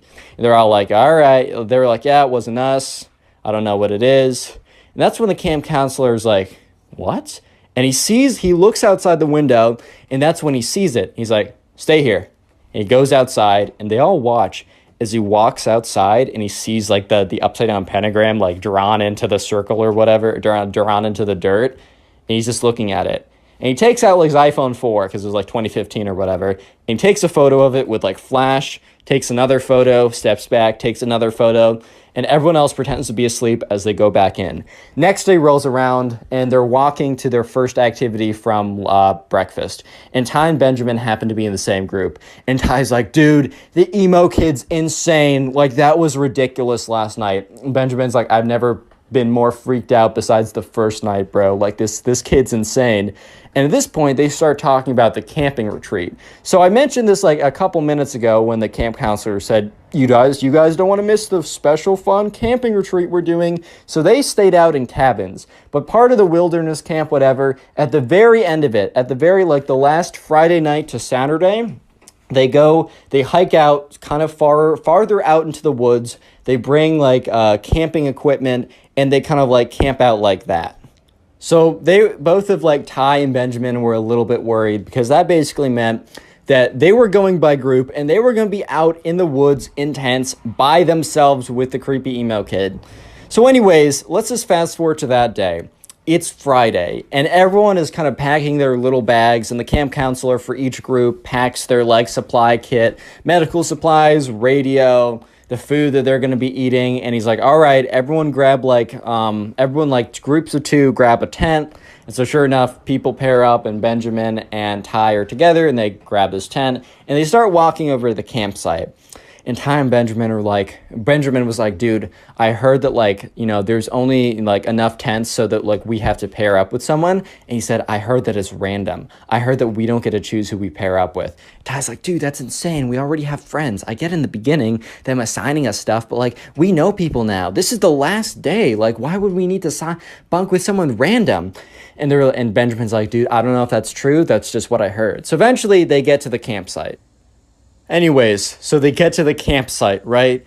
And, they set up their kind of like, they sit around a bunch of logs. So they like light a little fire, and they have like baked beans in a can or something. Then they also go out and they kind of like clear the land to put down the tents.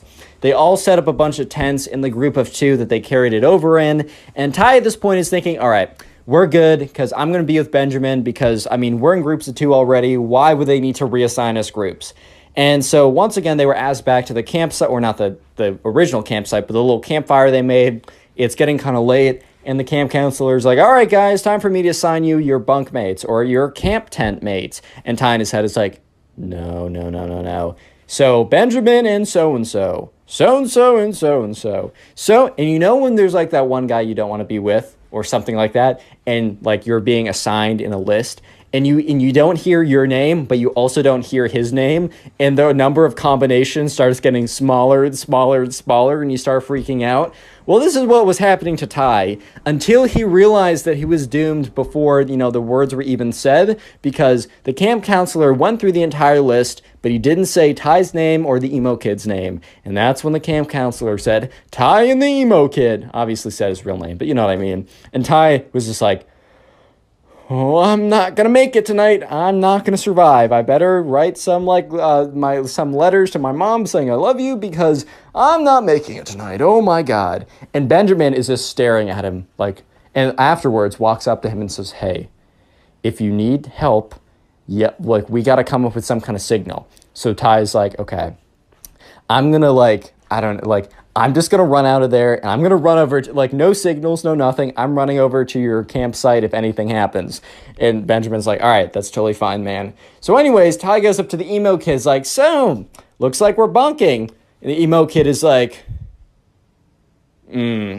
interesting. And Ty's like, yeah, man. He's like, well, I guess you're one of my more favorite mortals that I know. And Ty's like, yeah. So they both like put down their sleeping bags in this kind of very cramped tent. And Ty's just sitting there like, okay. And they have this kind of light. And it's like one of those like battery powered lights. And the emo kid's like, good night, Ty. And turns it off. And Ty's like, like starts completely freaking out. He's like, okay, I can't see anything, but we're okay. And that's when he hears the emo kid stand up. And Ty's like, no. And the emo kid is like standing above him. And he's like, all right, well, maybe I should just accept my destiny. And that's when the emo kid, instead of striking him over there with a rock or something, just leaves. He opens up the camp tent and walks out. And Ty is like, what? So Ty kind of like gets up and he looks out and he sees the emo kid. And the emo kid is like standing, or is like crouching on all fours. And then he starts howling to the full moon. He's like, "Hey!" But it's like a really weird howl. And Ty's just like, what? And that's when he hears the kind of like the camp counselor who's with us be like, hey, who's that? You're not allowed to be outside your campsite. And you just see the emo kid go, oh, and just sprints towards the tent. So Ty jumps back into his bed, and the emo kid, who's not very coordinated apparently, instead of like jumping through the wind, like the open flap, jumps right through the tent. So breaks right through the tarp of the tent, cracks the entire thing. The entire thing comes collapsing down. And Ty just like has his eyes closed as the entire tent falls on top of him. And that's when you hear all this yelling, and the camp counselor's like, what's going on over here? Are you guys all right? And he just like starts rummaging through all the like the rubble and stuff.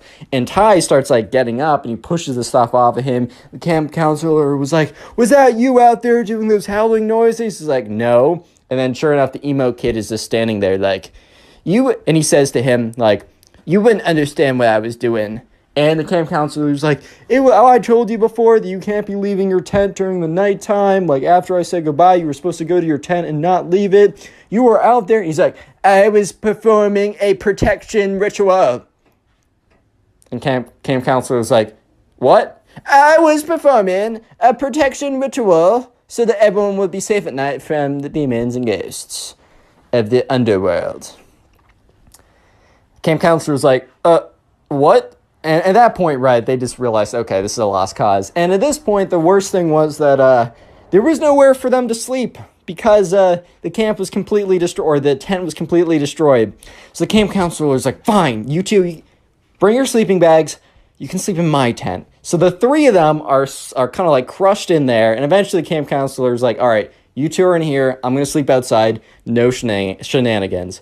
So it was the most uncomfortable sleep of Ty's entire life. But eventually, the day is over. He gets up. They start packing up their stuff, and they're walking back to the campsite. And that's when Ty meets up with Benjamin and is like, dude, like, what? Like, you're not going to believe it. And Benjamin's like, I heard a lot of yelling. Are you okay? So Ty tells him the story. He's like, dude, that's insane. So anyways, they get back, and Ty actually had a really good time at the camp, minus the emo kid, like, cringe fest or whatever.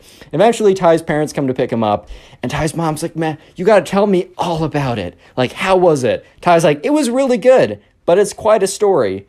And so for the entire, 2-hour car ride back, Ty tells them the entire story, and let me just say, click on the video on screen right now. I know you'll enjoy it. Just click it, do it.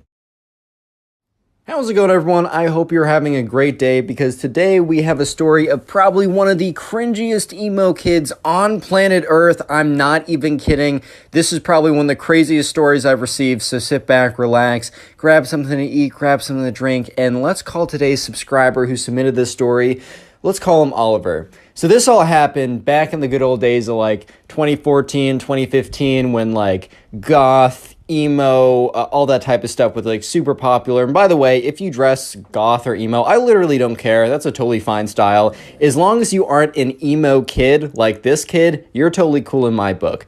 So anyways, right, this all started when Oliver and his friends were in the mall, and this was way back in the day, and Oliver and his friends were just kind of like walking around in the mall. They were trying to figure out something to do. I mean, it was a Saturday, so I mean, who knows, like, you know, I mean, like, they were trying to figure out something that they wanted to do, and Oliver's friend was like, hey man, do you mind if we stop in Hot Topic? Hot Topic is a t-shirt store that sells sells a lot of different types of t-shirts, a lot of like trending stuff, a lot of like, and since, you know, emo and goth was kind of trending at the time, they sold a lot of shirts and attire that really fit with that outfit. Like you got like black t-shirt that says like society, and then you got like a spiky collar. I don't know, man. But anyways, right, Oliver and his friends stopped in Hot Topic, and Oliver wasn't really, you know, there to, like, buy something, so he was kind of just walking around and chilling, and he accidentally bumps into the emo guy, or this the emo guy. I'm introducing a new guy, emo kid, whatever, we'll call him the emo kid. So anyways, right, this kid turns around, and he's got this, like, this black t-shirt on. He's got a spiky collar choker type thing. He's got black pants. He's got black shoes on. His hair is black and it's like slicked down. So he has these like massive, really weird bangs where you can't even see his face. He's like, watch where you're going, punk. And Oliver's like, sorry, man. He's like, wait, I know you, dude. You're from my school.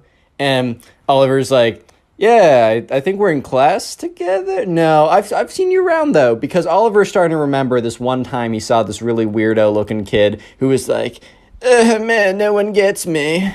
And so sure enough, the kid, the emo kid, is like, bro, I don't think you bumped into me on purpose. I think you were coming for me and my kind. And Oliver's like, dude, what are you talking about? And the emo kid's like, bro, I think we both know that you just hate the emo kids. And two other emo kids appear basically appear out of thin air. And they were like, what's this kid talking about? Like, what's going on over here? And the emo kid's like, yeah, this kid over here goes to my school and he hates me on purpose. And he just bumped into me and it was crazy. You can't do this to us, man. And the other emo kid's like, yeah. Well, what do you have against the emo kids? And at this point, right, Oliver was literally just standing in a Hot Topic t-shirt store because his friend wanted to buy a t-shirt. And Oliver's head, he's like, bro, please hurry up and get that t-shirt. But he says, look, I accidentally bumped into this kid, like this guy. I'm sorry. It's not on purpose. You can trust me. And the emo kid's like, no, dude, I totally know what, like, a bump on purpose would feel like. That one felt so purposeful. Like, I literally felt the purpose in the bump. It was crazy. And Oliver's like, dude, what do you mean by that? And the emo kid's like, are you getting aggressive with me, son? Do you want to fight me, son? Oh, he wants to fight me, dude. And at this point, Oliver's like, all right, guys. All right, boys, have a good day. Oliver goes over, finds his friend. He's like, dude, I met a bunch of weirdos. They want to fight me. I literally bumped into them. And, like, Oliver's friend's like, all right, dude, like, that's, like, oh, all right, we'll go. That's fine. And then Oliver's friend sees this, like, pack of, like, emo kids walk over, and Oliver's friend starts cracking up. He's like, bro, you can't seriously think, wait, these kids want to fight you? Dude, they're not going to do anything. They can probably barely walk here without fainting. And the kids are like waddling over. And the emo kid's like, don't think I forgot what you did, man. And so sure enough, right, you know, Oliver and his friend, they buy the t-shirt, they leave. And, you know, Oliver is telling his friends all about what's going down. His friends, like, completely laughing. They find it hilarious. And that's because Oliver thinks to himself, well, I'm never going to see these kids again. It doesn't really matter, right? Oh my God, was Oliver wrong? Because this started one of the most insane sagas that Oliver has ever had in his life. He was telling me that, like, he's experienced a lot of crazy things, but the story that is to follow what just happened is probably the craziest thing that ever happened to Oliver ever. So skip forward a week. An entire week has passed by, actually a little bit more because it's not a weekend. Oliver, it's a Monday morning. He gets up. He's like, oh my God, I gotta go in. So, you know, he gets up, eats breakfast, gets on the bus. it's just like, oh my God, man, is it already Monday? Dude, that's freaking crazy. He gets into school and he's walking to his locker, all kind of like half awake or whatever. He has his backpack on. And he gets to his locker. And that's when he realizes that something's wrong. Because his locker is like halfway open. And like the lockers didn't have locks on them. But Oliver always like closed it by the end of the day. He'd grab his backpack and he would shut it all the way and it would close. And he noticed it was halfway open, which was weird because no other lockers were halfway open. I mean, some were, but they were very obvious. The people just left them open or whatever. And Oliver goes up to his locker and he opens it very close, like very, very slowly. And that's when he sees a little something in the background. You know, he sees a little something in the very far back of his locker. So he gets his iPhone 3 or whatever, opens up his flashlight app, or I remember when that was a thing, shines it, and sure enough, he sees in the back of his locker in black marker, he sees a skull and crossbones scribbled on there, and then said, "You're next, fear us." And at this point, Oliver is like, "What? Huh? Huh? What? What? What's going on here, boys? I don't... Why?" And so sure enough, Oliver, hits up his friend. He's like, "Bro, did you do this?" And his friend's like, "Dude, no, I'm not cringe." and Oliver's like, "All right, well, if it wasn't you guys, well then...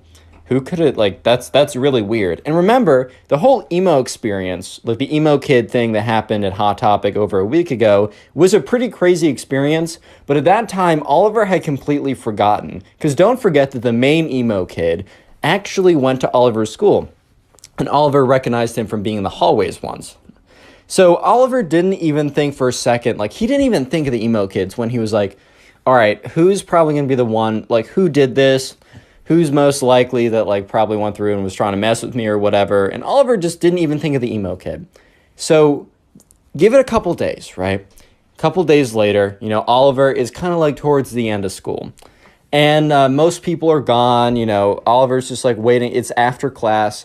Oliver's waiting to go be picked up. But then he's like, oh, shoot, I forgot my backpack. So, I don't know, that happens or whatever. So Oliver's walking back to his locker.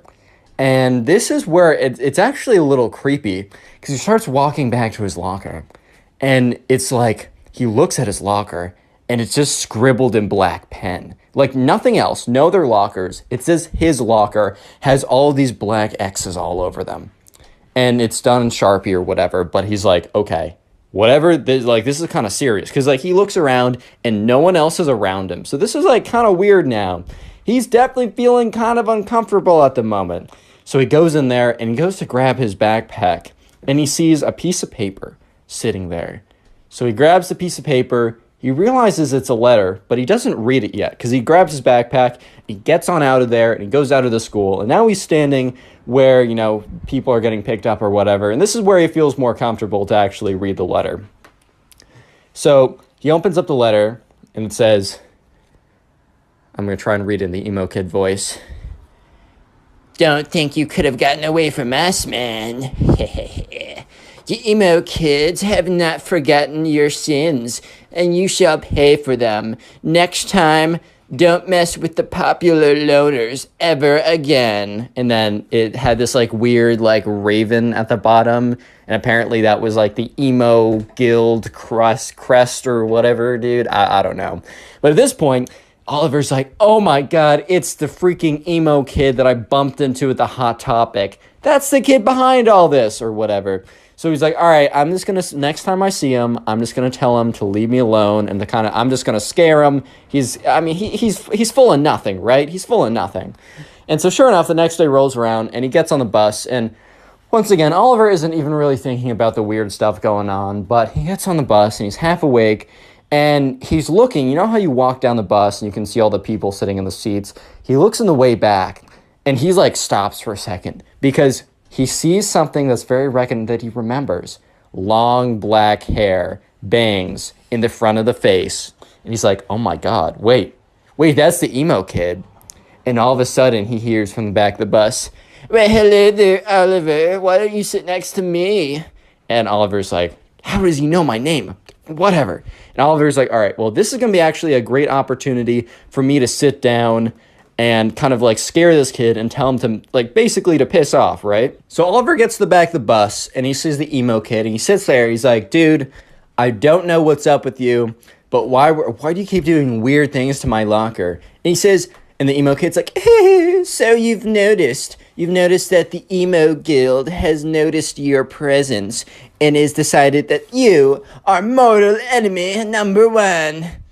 And Oliver's like, what? The emo kid's like, so you must not know about the emo guild. Well, someone so ignorant as you probably would have known that anyways. But anyways, the emo guild is the guild of all the emos in our area. They get together, and since everyone's a hater and part of society, we've decided to guild together and join our forces. And if anyone strikes one of us, we will all combine and strike them down 20 times as hard. And Oliver's like, all right, man, well, you struck pretty hard at the locker. Scared me, got me good. And the emo kid's like, nice try, Oliver, if that even is your real name. And Oliver's like, yes, that's my birth name. And he's like, whatever, you don't even know what's coming next. Real quick, if you made it this far into the video and are busy doing something, comment emo down below. I'll try and heart as many comments to say that. Then also, if you want to support the channel, binge watch these videos while you're doing something, and let me know in the comment section down below what you're doing while binge watching these videos. Binging the video supports the channel so much, and I appreciate it. And also, I'll be shouting out random people who tell me how they're supporting the channel, like these people on screen right now. Thank you. Let's get back to the story. So eventually the bus gets to the bus stop where the school is. Oliver gets up and the emo kid's like, wait, you must know that you are facing off against the emo clan and you will not have any idea of what's coming. And Oliver's like, all right, can I at least get your name so I can know who I'm facing off against? Fine, I guess that is only what a respectable duelist would do anyways, so fair. I am Sir Ben, the great wizard archduke nemesis Leonardo DiCaprio III. And Oliver's like, so your name's Ben? Yes, whatever, that is my mortal name. And Oliver's like, okay, Ben. It is Ben! And he's like, all right, I don't need to hear it. Fine. Okay. Bye. So Oliver walks away and is like, all right. Oliver's thinking on this. He's like, you know what? These kids are weird and they have way too much time on their hands. So I don't really want to see what like weird concoction of weird stuff they decide to put in my locker or whatever they decide to do. I don't want to see it. So you know what? I'm going to strike back. I'm going to figure out everything about this Ben kid and I'm going to have a little ammunition to, I'm not going to say blackmail him, but blackmail him. Yeah, it just is what it is, man. I'm sorry. Like, they're playing dirty. I'm playing dirty. Sorry. So sorry. If you don't hate the player, hate the game. Right? So anyways, Oliver immediately starts hitting up all of his friends. He's like, do you know this Ben kid? They're like, no, I don't know this Ben kid. One kid's like, yeah, he's the weird emo kid. He's like, all right, what do you know about him? He's like, he's weird and emo or something. And Oliver's like, you're no help. So anyways, Oliver eventually talks to his friend Stormy, who's a girl. And, Oliver's like, hey, sorry, I'm trying to find, this weird kid is like trying to like beef with me. I just want to find dirt on him. Do you know this kid, Ben? Stormy's like, oh, do I know Ben? And Oliver's like, yes, you know something. Let's go. And he's like, please tell me whatever. Stormy's like, well, you know Kate, right? And Ben's like, no, not Ben, sorry. Oliver's like, yeah, I know Kate. So Ben, the emo kid guy that's like being weird with you, is what Stormy's saying, has a massive crush on Kate. And Kate knows it. And, Kate hasn't necessarily said no to him yet because he hasn't made any advances. And Oliver's like, thank you. That's all I need. Can I talk to Kate for a second? And, Stormy's like, yeah, sure, like, whatever. So eventually, Stormy sets Kate and Oliver up. And Oliver's like, hey, please. He explains the entire situation. And Kate's like, look, Ben, the emo kid, has been weird to me for a very long time. Like, I used to think it was this funny, but he's weird. He keeps looking at me. He keeps professing his love to me. You know what? I'll team up with you. We'll take him down. Oliver's ecstatic at this point. So basically, they come up with a plan. If next time the emo kids strike, Oliver is going to find the emo kid and ask for, like, mercy. And if the emo kid doesn't give him mercy, and, Oliver doesn't actually expect him to give him mercy, basically, assuming the emo kid doesn't give him mercy, Oliver is going to say, well, I'm going to give you one more chance to give me mercy. And the emo kid's he's going to be like, what do you mean? Like, I had the upper ground. And then all of a sudden, Oliver is going to, like, pull out, like, basically text message conversation with Kate, which is going to be fabricated, about how, like, he knows someone perfect for her, and how, like, Oliver's friend, who we'll just call Bob. No, we're not going to. We're going to call him, what should we call him? Oliver's friend Ryan is, like, perfect for Kate, and the truth is Kate has, like, a crush on Ryan, and Oliver's basically going to say, hey, if you do anything else, I'm going to set up Ryan and Kate. And Kate already thinks Ryan is super attractive, and Ryan is down to get with her, and I have all the power to connect them, and you will never be able to date Kate, you'll never be able to date Kate ever again, and this will destroy the emo kid. So anyways, after this plan is done, once again, Oliver is walking back to his locker. And sure enough, once again, like, and he reported last time all the, like, the X's and stuff, and the janitor came and cleaned it up. And he goes to the locker, and sure enough, there is this, like, crudely drawn black raven, and then it says emo guild underneath it. And so, Oliver's like, all right, they struck again. Let's see if this kid's on the bus. So the next day, Oliver is really hoping that the emo kid takes the bus again, because this would be kind of difficult to go and find him. But sure enough, the emo kid is sitting in the back with his, like, weird, super long hair that's, like, covering his entire face. He's wearing, like, he has this, like, robe today, this, like, black cape or whatever or something. And he's sitting there, and he's like, Oliver, do you want to sit next to me and... because I don't know if you've seen your locker yesterday, but it has a little, I don't know, it has a little something on it. And Oliver's like, yes, Ben, I know. I was wondering if we could talk about, maybe my surrender. And the emo kid's like, I knew it. I knew you were weak. I knew you were sad. But no, I will not show you mercy. I will just not do it. It's not in the way of the emo guild. Because you're a part of society. Freak society, bro. And Oliver's like, look, Ben, I'm going to give you one more chance to reconsider. And the emo kid's like, what? Give me a chance to reconsider? You're asking me for my forgiveness. I will not reconsider anything. And Oliver's like, fine. I know about Kate. And the emo kid's like, what? You know about my love? I can barely keep a straight face doing this. Anyways, emo kid's like, you know about my love? And Oliver's like, yes. In fact, I know more than that. You know Kate, right? Well, I have a friend, Ryan. He's a good-looking man. And I was talking to Kate, and I was talking to her about Ryan. And I just asked her, what she thought. And Kate confessed to me that she really thinks Ryan is so attractive. And you know who's my best friend? Ryan. You know who Ryan finds attractive? Kate. And with a snap of my fingers, Mr. Emo Man, I could set the two of them up.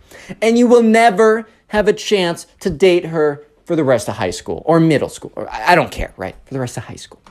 And I mean, it's not like that Ben, the emo kid, was going to date her anyways. But the emo kid was like, no! What do you want, you cruel beast? You cruel monster. I don't know why you put my love up like that. You can have whatever you want. You can have my riches. You can have my gold. You can have my Twilight limited edition series book signed by the author himself. You can have anything of mine. And Oliver's like, dude, I just want you and your weirdo friends to stop. Emo kid's like, the emo guild is not gonna like this. They'll know that I have a weakness. I might be kicked out of the emo guild. No. And Oliver's like, all right, well, if they're not going to stop, if your buddies aren't going to stop, you and your weirdos aren't going to stop harassing me, well, then, you know what? Kate and my friend Ryan are going to be sitting in a tree. Emo kid's like, no, don't say it. Don't say it. K-I-S. No. S-I-N. No. G. No. Fine. Oliver, you cruel monster. You can have whatever you want then. Fine. Well, fine. We'll do it. No, nothing more will happen. I'll tell the emo guild that that you surrendered to me and I was merciful because that's part of the emo guild.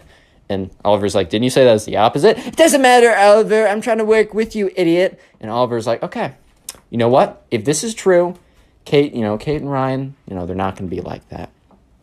But just so you know, if you or one of your little emo friends do anything to me, anything, Kate and Ryan are a thing.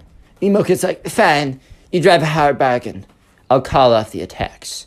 And from that point on, Oliver has never received another emo style, I don't even know if you could call it an attack, but he never received weird stuff in his locker or weird carvings of the emo guild or anything like that. And he lived happily ever after. Yeah. Click on the video on screen right now. I know you'll enjoy it. Just click it, do it. Today I got a story time for you guys about probably one of the weirdest, strangest emo kids to ever exist. So yeah, I don't know, get something to eat, get comfortable, subscribe if you're new, and let's call today's subscriber who submitted the story, let's call her Claire. So this takes place during Claire's class, right? During school, she was in class, and there's this boy that Claire was talking to, and she kind of liked him, right? Hey man, it happens, life happens. Let's call this guy Ben, because I'm not creative, man. There's also another girl in Claire's class, and we're just gonna call her the emo girl. And Claire didn't know this at the time, but she really did know this. She really got to know this pretty soon, but at the time, she didn't know that the emo girl had a massive crush on Ben, right? And part of me feels for the emo girl a little bit, like, I've definitely been in situations where in middle school I had a crush on this girl and she was obviously talking to another guy that would have definitely gotten her. Like that I was not the one for her, some other guy was. It sucks, man. It really does. I'm not going to say it doesn't. However, it doesn't justify the actions that you'll see in this video, which are pretty crazy. But anyways, right, so this all started one day when Claire was talking to Ben. And she was sitting there, she's talking to Ben, and it kind of seemed like Ben was going to like her back, and he was very engaged talking to her, like they were flirting a lot. And this is when, Claire, kind of spaced out a little bit. When you're looking at someone and then you kind of space out a little bit and you look at all the stuff behind them when your focus of vision kind of changes and shifts. So she kind of spaced out a little bit and looked behind Ben, and she very briefly made eye contact with this emo girl in her class. If you dress emo, this video is not against you. I think the style is totally fine and I like you either way. As long as you don't act like this emo girl, then you're totally fine. So basically, right, this girl had super long, dyed black hair. She was a natural, a brunette a year ago, but then she dyed it all black. She wears all these goth skull rings or whatever, and it's kind of the style, you know what I mean. And sure enough, this emo girl that Claire doesn't really talk to just because they were never really friends is just staring into the pits of her souls, dude. The pits of her souls, staring into I don't know what I'm trying to say. They were just deeply staring at her, very, very kind of angrily. And Claire quickly breaks eye contact because I don't know, man, she's not trying to she's just I'm not engaging with this. Let's hope that's a coincidence. Claire completely forgets about that and goes back to talking with Ben, right? And so sure enough, she's talking to Ben. She's flirting, whatever, right? Insert flirtatious conversation. And by the end of the conversation, the bell rings or whatever, and Claire leaves to go to either recess, lunch, another class. I don't know specifically what, but whatever it was, she leaves to go and do it. And the emo girl quickly follows behind her. The emo girl was kind of far behind her in class, so the emo girl is speed walking towards her. And Claire is kind of thinking, oh boy, I guess that eye contact earlier today was not an accident. It was not a mistake. You know how you sometimes I know I'll do this. I'll space out and not even pay attention and then realize I've been staring at someone for 5 minutes. And I'm just oh my God, I'm so sorry. I swear I'm just zoning out. And Claire was kind of hoping that the emo girl just happened to be accidentally staring into her soul through her pupils. But yeah, it was not an accident because the emo girl walks up to her, is hey, we gotta talk. And Claire's okay. And the emo girl is I don't know if you know this, but Ben is mine. He is my boyfriend, and I don't want to see you start talking to him. And Claire is really taken aback because at first she's oh, wait, is Ben dating someone? I've talked to all my friends, and I'm pretty sure, because like Claire made sure beforehand that, Ben wasn't dating anyone, so she could kind of like show that she was interested and not get rejected or whatever. And she was pretty sure that he wasn't dating anyone. And also, if he was to date someone, Claire didn't really think that the emo girl was his type, but she was like, oh, so you're dating him. And the emo girl is like, well, not yet. But he's mine! Don't question my authority on this matter. You will suffer the consequences if you want to steal my boyfriend away from me. And Claire's just like, what do you mean your boyfriend? So you guys are dating or aren't dating? She's like, well, not yet, but like super soon. Like it's totally happening. And the thing is, Claire, you're just getting in the way of this. You're getting in the way of what is meant to be. I was performing a spell last night, and in my cauldron, I got the spirits told me that Ben and I are meant to be together. And if you want to get in the way of spirits and magic, well then, by all means, go ahead and curse yourself. But I'm just letting you know that if you get in between Ben and I becoming boyfriend and girlfriend and soon to be husband and wife forever, then you will regret it. And the emo girl kind of hunches over and shuffles away. And Claire was just stunned, to say the least. She was kind of just at a loss for words at this point, because it's not every day that, you're walking around and, the emo girl in your class, if you have one, comes up to you and says that, yeah, by the way, the gods of magic literally said that, that guy that you're talking to, that he and I are meant to be together and that we are actually boyfriend and girlfriend, even though we aren't. So stay away, bro. And then shuffle away. That's just not a day-to-day occurrence. I don't know, but maybe it is. Maybe I'm wrong. I don't know. But sure enough, Claire kind of was like, okay, well, I'm not going to be bullied out of talking to this guy that I like. I'm not going to be bullied out of it, man. That's just not going to happen. You know what I mean? And Claire's like, you know what? I think I'm just going to, keep talking to this guy. I think I just am. So the next day rolls around, and the only class that Claire has with Ben is the class that she has with the emo girl. So it's not like Claire could really talk to Ben a lot in other classes. However, Claire does talk to him every kind of lunch break. They get lunch together, and the emo girl doesn't eat lunch in the lunchroom, so I don't think she knows, or if she does, she's not trying to see that. Fair enough, I guess. But sure enough, Claire, Ben comes over to Claire because they kind of were talking every single day. I don't think the emo girl's ever spoken to Ben before, but they're about to be boyfriend and girlfriend, guys. Stop hating. No, but so Ben comes over just every other day, and Claire was a little bit weird, and Ben's like, "Are you good?" And she's like, "Yeah, actually it's nothing. Sorry, I was just spacing out." In reality, Claire was like, "Okay, this will be interesting," because she notices the emo girl is intensely staring at her, right? Just looking at her so angrily. And as Ben walks over, and when Ben sits down, her brow furrows, and she lifts up her hand and crunches it into a fist of rage, like that Arthur meme where it's his fist is all balled up. So Claire was distracted by that, obviously, and she was like, "Oh no, I'm just spacing out." So Claire and Ben, they continue to talk, and they flirt a lot, as always. Claire's kind of getting a feeling that Ben's gonna try and make a move at some point kind of soon, just by kind of the natural progression over the last couple weeks. And Claire's all for that, man. I mean, she was kind of trying to put herself out there so that Ben would hopefully come around and ask her out or something.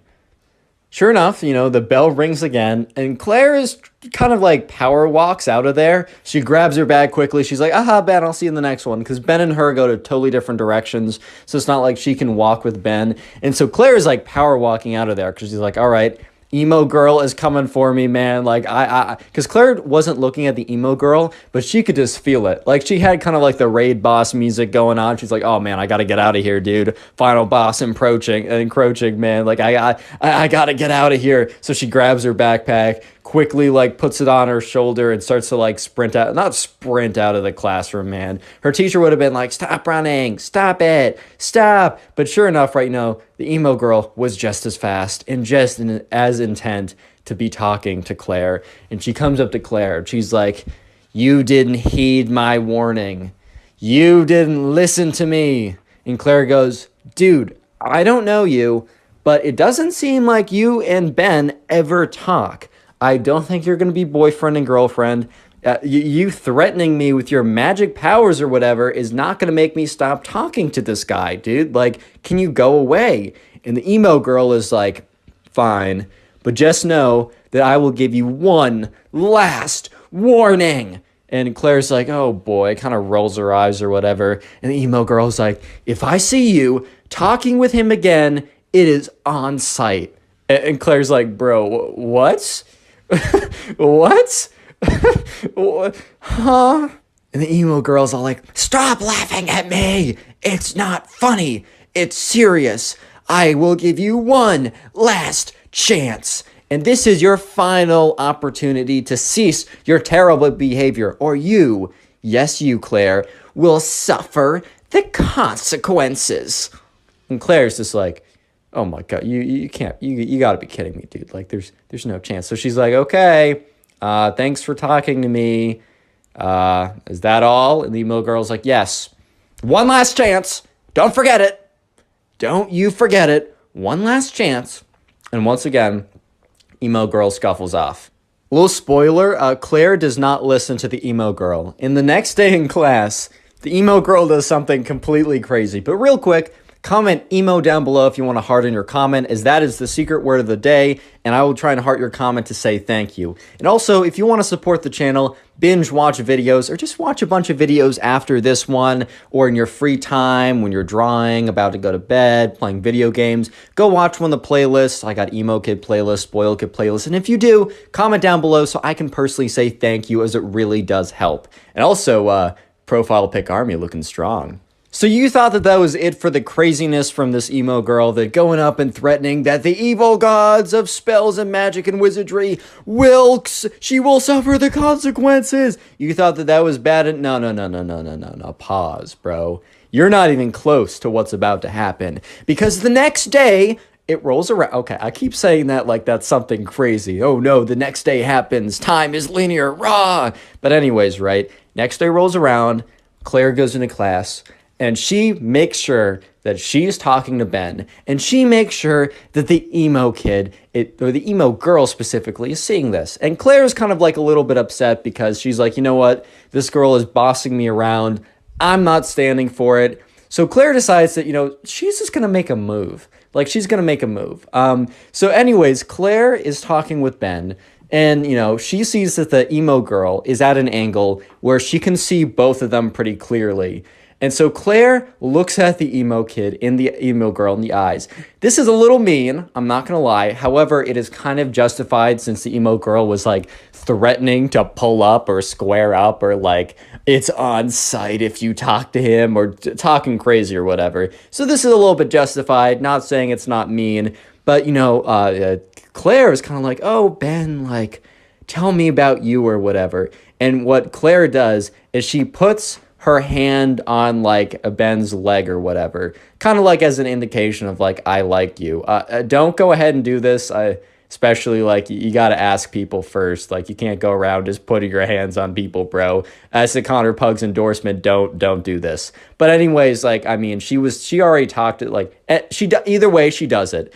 And Ben reciprocates very nicely back, and Ben kind of like puts his hand on her chair, right? When you're like in the classic movie theater scene where it's like you reach your hand behind them to like, I don't know, you know what I'm talking about. And the emo girl legitimately snaps, dude. She freaking snaps. And you're probably thinking she's gonna go up and put a spell on them, or she's gonna like go raw and like sprint to the bathroom to have explosive diarrhea. No, none of those things are true. You know what this girl does? When she said it's on sight, she meant it.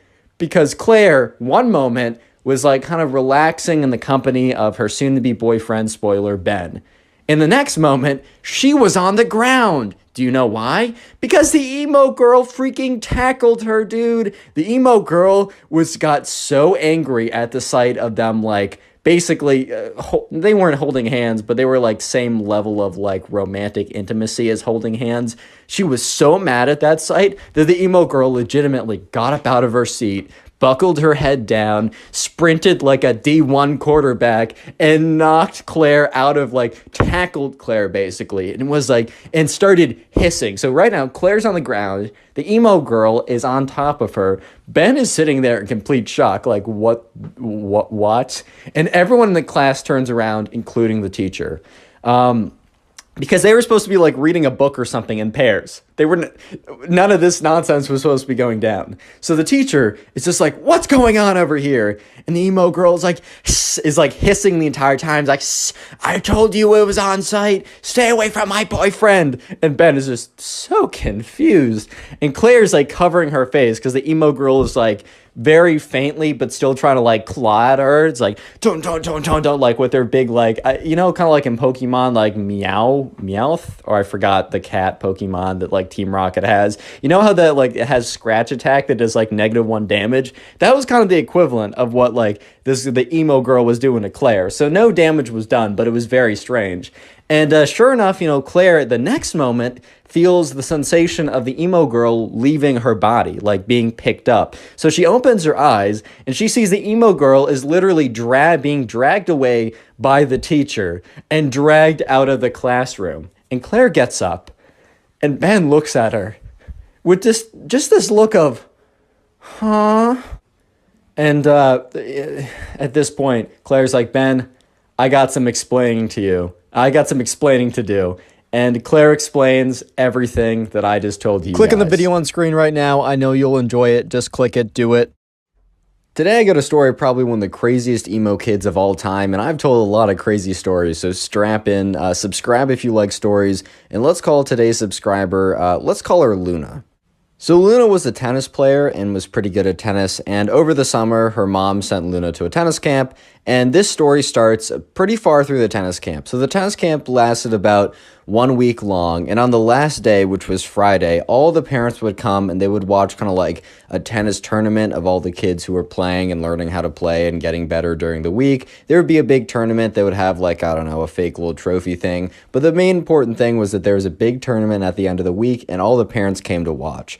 So this story starts on that Thursday. So this is the day before the last day, which is the big event. And this tennis camp took place at a college, so they had access to a college dining hall. And Luna and her two friends were walking, to go try and find a table. And Luna's two friends said, oh, look over there. Or one of Luna's friends said, oh, look over there. There's a table. So Luna's two other friends, went over and sat down at the table. Luna said, I'll be right back. I'm going to go get something. So Luna walks over to the dining hall, grabs something to eat, and is walking back. And while Luna's walking back, she's not really paying attention. Like, she's kind of like, I don't know, spacing out or looking on her phone, or for some reason, she's not paying full attention to her surroundings. So unfortunately, she bumps into this guy. And, the guy had a tray of food, and the food, honestly, it wasn't even that bad. Like, the food, sure, like a little bit got on his shirt, but it wasn't like the entire tray exploded all over his shirt and his clothes were soiled and ruined beyond repair. Like, yeah, dude, you got sprayed a little bit. That sucks, but it's time to move on. And Luna was like, oh my God, I'm so sorry. That's so embarrassing. And like, she's like, I'm so sorry. Like, I wasn't paying attention. And this kid, Luna's looking at this kid, and this kid is very clearly like an emo kid. And by the way, there's nothing wrong if you dress like goth or emo or whatever. It's a style, and I think a lot of my viewers have the style, and I don't personally do it myself. That isn't my style, but I rock with you if you do that. No hard feelings. However, if you're like this emo kid, bro, you got to change some things in your life. That's all I'm saying. Because this emo kid looks at Luna, looks her dead in the eyes, and then takes out a book. And Luna's like, what?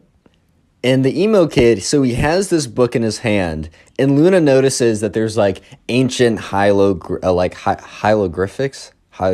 Dude, my brain is not working right now. There's like ancient like letters and all these like symbols on the book. Basically, it looks like a wizard or witch book or something. And Luna's thinking to herself, all right, there's no shot that like that's actually like a wizard book or something. And the emo kid reaches into his back pocket and takes out a wand. So he opens up the spell book and he's waving his wand around. He's like, you have made a great enemy. You've made a great mistake bumping into me on purpose. And Luna's like, it wasn't on purpose, man. Like, I swear to you, like, I wasn't paying attention and I apologize for that. I should have been paying attention. You're right.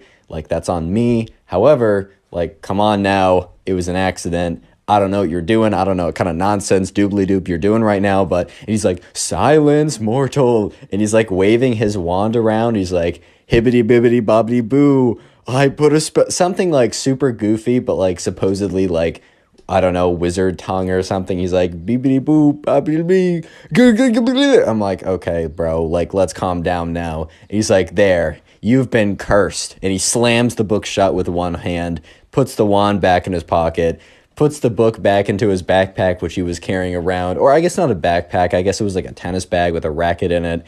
And the emo kid walks off. And Luna is just standing there, just kind of like, what? What just happened?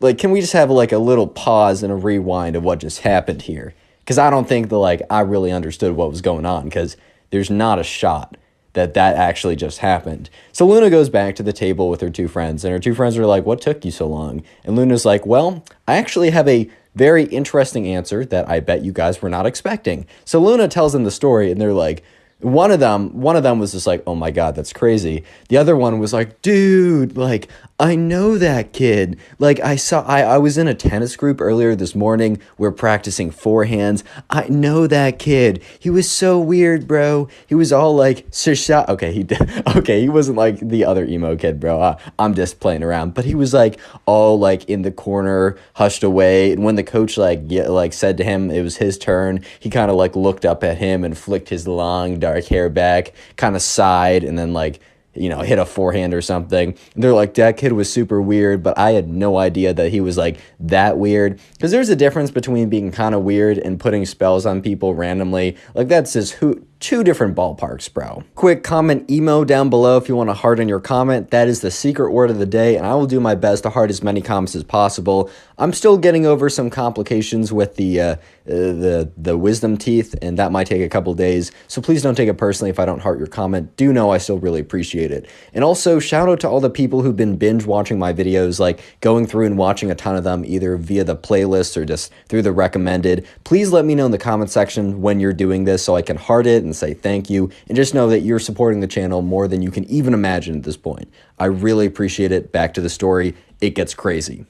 Anyways, right, so the next day rolls around, and remember that, you know, Luna was at a tennis camp, and on the last day, which was the next day, because this whole spell incident happened on a Thursday, and the last day was on a Friday. So it was Friday, it was the last day, and it was only like a half day because the parents would come and pick you up by the end of it. But anyways, right, there was a big tennis tournament, and all the parents came to watch. So it was a pretty big deal. And so everyone was sitting around on the tennis court, and like the coach was standing at the very front. Everyone was sitting on the tennis court, and he was reading off his list of like, all right, guys, like, thank you for all your hard work this week. And finally, it pays off. Just know that, you know, win or lose, like, you know, we just want to make sure you have a fun time, and that, you know, I mean, there can only be one winner, so you can't take it that personally if you don't win. The most important thing is to, like, good sportsmanship and have a fun time. And anyways, let me read off the pairings. So the pairings were read off, and Luna had a first round match where she played against some random guy or something, and she was better. She was probably one of the top 10 people at the camp. She didn't expect to win the tournament. I mean, the other people, were some people that were much better than her, and maybe they're having a bad day or whatever, but Luna just wanted to, you know, go out there, have some fun. So Luna's first round match went down really well. She won 6-2, 6-3, which is pretty solid win. If you guys know tennis, I used to play tennis a lot back in the day. That's why I can tell this story so well, at least the tennis parts. But anyways, things get really interesting when Luna goes into her second round match.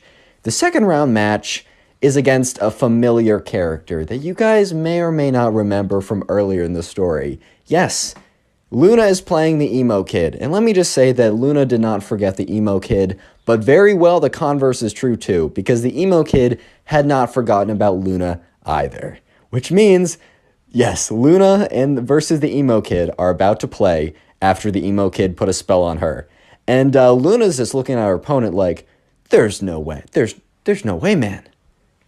There's no way. So anyways, right, you know, Luna, so when you play tennis, you normally like you will warm up with your partner and then you'll get into playing. But basically, you both stand on two sides of a net, just very quickly for people who don't know. And so Luna was standing on one side of the net, and the emo kid was like sulking over and kind of like was all hunched over and kind of like wandered over to the other side of the net. And so Luna walks up to kind of like the net in between, and the emo kid walks up as well. And Luna's like, "All right, like, do you want to warm up?" And the emo kid is like, insert maniacal laugh. I can't do a maniacal laugh right now. I just can't do it. So insert like the most evil maniacal laugh from like TV shows and movies you can think of. And dude, out of all the responses Luna was expecting, okay, Luna was either expecting like yes or no. It was a yes or no question. But out of all the responses that Luna was expecting, let me just say that a maniacal laugh was not on the list, dude. Like, it just was not on the list. And so Luna's kind of just thinking like, okay. And then the emo kid goes on to say, like finishes up his maniacal laugh and is like, why would I need to warm up when I have the curse on my side? And Luna was just like, oh, so we're still going with that. We're not just going to like, because Luna was kind of thinking, all right, well, let's just put yesterday behind us because that was very weird. You know what? Luna gave this guy, the privilege of allowing, just to put that behind them. Because normally that's not a thing you just put behind, right? The fact that, like, you got a spell put on you, normally you don't just forget about that. But Luna was like, oh, okay, so no warm-up? And the emo kid said, yeah. Well, I mean, I have the curse on my side, so why would I need to warm up anyways? And Luna was like, all right, fine, I really got to smack this kid. So Luna and the emo kid kind of go immediately into playing the match, and so Luna spins the racket, and sure enough, it is the emo kid's choice. So basically, in the beginning of tennis, you spin like heads or tails, and if you get it right, you can choose to serve or have the other person serve. And the emo kid starts maniacally laughing. So once again, insert the like maniacal evil villain laugh after the racket is spun. And, Luna's just kind of looking at him like, dude, what? And the emo kid is like, looks like my curse is already working. Insert again another maniacal laugh. And Luna's just thinking to herself, all right, bro, like, let's not jump to conclusions. There's a 50-50 chance that you were going to get that. Like, come on now.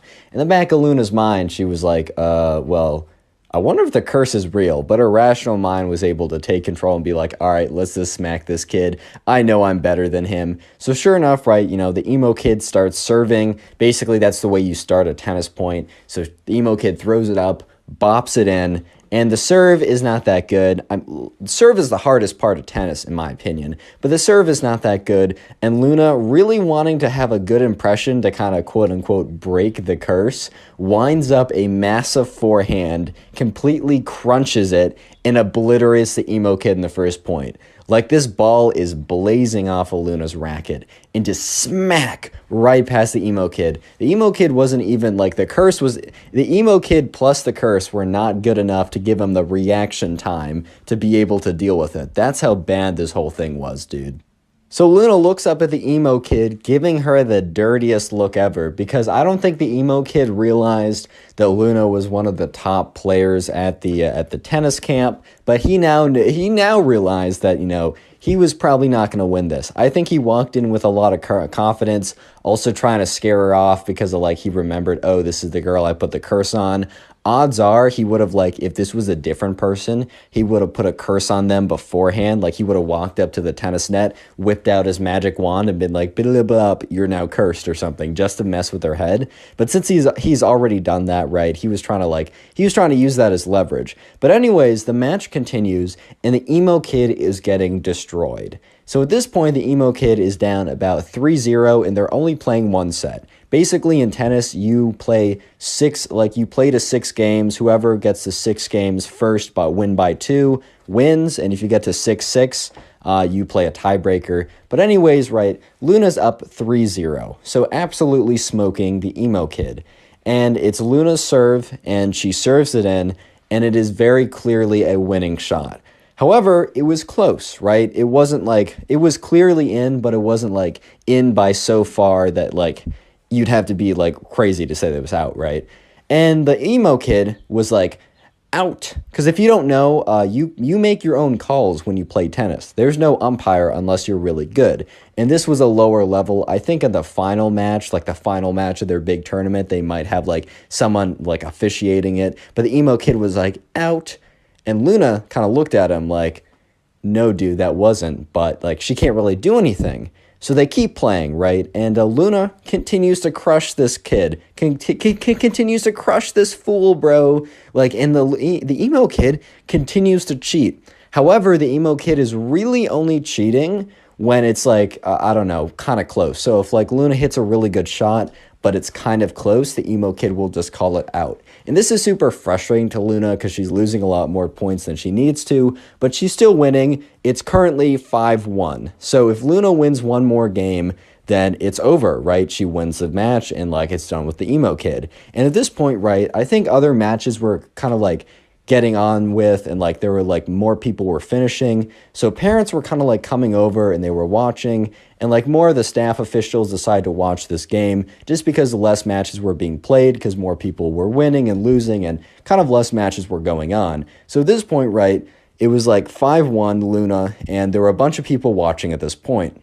And so Luna hits a shot that is very clearly a forehand winner. She hits it, smacks it. It's not even like the other ones that is kind of close. This one was so clearly in. It was in by like 2 or 3 feet. And the emo kid is like, that was out, by the way. And Luna's like, dude, like I've been letting you have some really close calls recently, but that was so clearly in. I don't know how else to say it. Like I give you the benefit of the doubt of all the other stuff, but that one was so clearly in, I can't let it stand. Luna basically slips and she's like, nah, I'm done, bro. And the emo kid starts getting mad and he's like, hey, like you must respect my authority for point calling. And I guess technically you do, but then again, like one of the camp people was watching the whole thing go down and he started to pay more attention. So he's watching the emo kid and the emo kid is getting so angry. So once again, they start another point. The emo kid takes that point, even though he's obviously losing, right? And Luna hits another shot. And the emo kid, it's not even that Luna's shot was good. The emo kid just shanks it into the net. Like he completely misses it. And the emo kid was like, oh, by the way, your shot was so out. And it was so clearly in. And Luna's like, dude, you can't just call everything out when you lose. And at this point, the emo kid said, like, I'm going to do what I want because it's my authority and you have to deal with it. And at this point, right, the camp counselor had kind of noticed what was going on and was like, I got to come in here. I got to put a stop to this. So the camp counselor, starts to walk on the court and is like, what's going on, guys? And the emo kid is so angry at this point because he's losing and he's just mad. And oh my God, this is where the emo kid snaps. So the camp counselor is walking over to the emo kid and is like, all right, can you explain what's going on here? Like, it looked like that point was very clearly in. Why did you call it out? And when the camp counselor says to the emo kid that it was clearly in and asked him, kind of questioned his call, the emo kid, already super salty and already molding super hard, being super angry already, just completely loses it. And he takes his racket and he goes, rah, and he whips around and he smashes it into the camp counselor. And like the camp counselor stumbles back and it's like, oh my God. Because like the racket had hit his arm. It had like broken the skin a little bit. So it was a little bloody and it wasn't that bad. He didn't break anything. He didn't like hit a major artery or something. But the racket smashed into the camp counselor and like kind of like broke into his skin. So the camp counselor starts yelling like, are you crazy? Like, why would you do that? I was literally asking about a call and you attacked me. And there was another camp counselor watching the whole thing and he starts walking in. But before they could do anything, you see this woman with kind of like a side part, like it kind of like the Karen haircut. Maybe she was a nice woman, but I'm just describing what I was told. By the way, the story was sent into my Instagram. Go ahead and follow me there. It's in the description. Even if you don't want to send in the story, just follow me there. It makes me feel good. But anyways, this woman walks on the court. She kind of looks like a Karen. Maybe she's super nice. I'm just saying it how it is, right? Walks on, grabs the emo kid by the back of by like the scruff of his shirt and drags him away. And he's like, ma'am. He's like, ma'am, I was winning. The emo kid literally had the audacity, as he was being dragged off court for attacking one of the camp counselors, to say that he was winning. What? Yeah, so the other camp counselor, I mean, the one that got hit with the rackets, like, I got to get this checked up. Like, I think I'm fine, but, like, I just want to make sure that, like, it didn't break anything farther because his skin was kind of bloodied up. And the other camp counselor, the one that was not attacked by the emo kid, walked up and said, "Hey, Luna, like, sorry you had to deal with that. We're giving you the win, obviously." And so, sure enough, Luna went on. Luna didn't win the tournament, but, did pretty well. And the emo kid was nowhere to be seen after he's dragged off by his mom. Presumably, his mom was like, all right, like, we're done. Grabbed him and just dragged him off. Click on the video dude. on screen right now. I know you'll enjoy it. Just click it. Do it. Today we get a story time of this emo kid who thinks that he's like legitimately a god, like he has godlike powers and can put spells on people, and the people must cower in fear before him and do exactly what he says because he thinks he's legitimately a god. I'm not even kidding. Strap in, subscribe if you like stories, and let's call today's subscriber who sent in this story, let's call him Drew. So this all happened one day when Drew and his mom decided to get dinner with his cousin and his cousin's mom, because it had been a long time since Drew and his mom had seen his cousin and his cousin's mom, and at this point, right, they just want to have a little bit of a reunion. It had actually been so long that it had probably been about 3 to 4 years since Drew has seen his cousin, and, while they're driving over there, because they're driving to some kind of, like, local restaurant or whatever, because Drew's cousin and Drew's cousin's mom happened to be in the area for some reason, Drew's mom was like, "Hey, Drew, by the way, I just want to let you know that your cousin, he's going through a little bit of a phase." And, Drew's like, "What do you mean?" And she's like, "Oh, he's kind of going through like a little emo phase right now, so be nice to him. He's being extra emotional nowadays. By the way, I've seen a lot of people in my comments say that they kind of dress emo or whatever. Dude, I literally don't care. Do what you want to do. You got my love and respect either way. As long as you don't act like this kid, then we're cool." But anyways, right, his mom's like, "Yeah, he's kind of going through a bit of an emo phase right now." And Drew was like, "All right, like, that's cool, whatever. I'll, like, not be mean to him about that."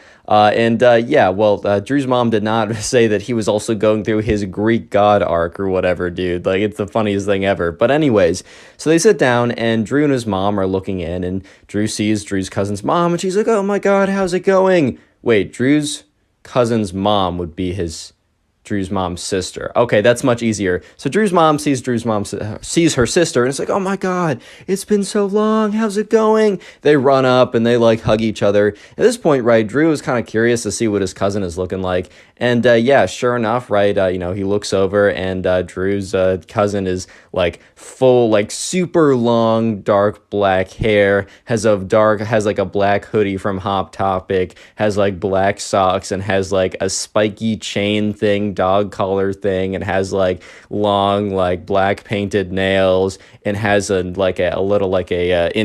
his mouth, like he has like a lip ring or something, and he comes up and he's kind of like shrugged over, hands in pockets, is like, "What's up?"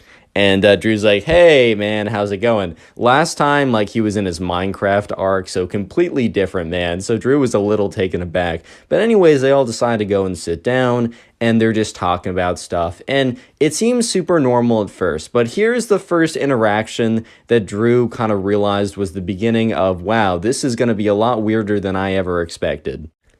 Drew's cousin, like the emo kid, and I'm just going to call him the emo kid, just realized the emo kid and Drew's cousin are the same person from here on out.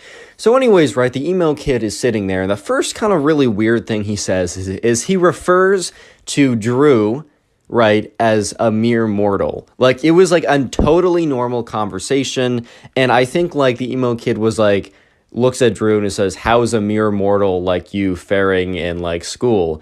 And Drew was like, okay, that's like kind of funny. Drew thought he was just trolling. He thought he was joking around. Drew really thought that like the emo kid had a pretty good sense of humor, and Drew was all for it. He thought it was pretty funny. So Drew kind of responded as normal. But the thing that was kind of weird, and which kind of like, this was kind of the thing that made Drew think, oh my god, like, wait, this is actually something, is when the emo kid's mom, his aunt, I don't know why in the beginning I kept saying Drew's cousin's mom, his aunt. I'm kind of an idiot. I'm sorry, guys. Anyways, right, his aunt made this face, like a bit of a grimace, but also a smile. And Drew's like, why is she acting so weird? Like, the kid made a joke about me being a mere mortal. Little did Drew know the emo kid was in his god era or whatever, right? So, I mean, he meant it, bro. He legitimately meant that he was a mere mortal. But anyways, right, weird things just kept going on like that. Because all of a sudden, right, the emo kid was like, yeah, like when I was at school's going well for me because since, and he looks at them when he says, and has a bit of a smirk.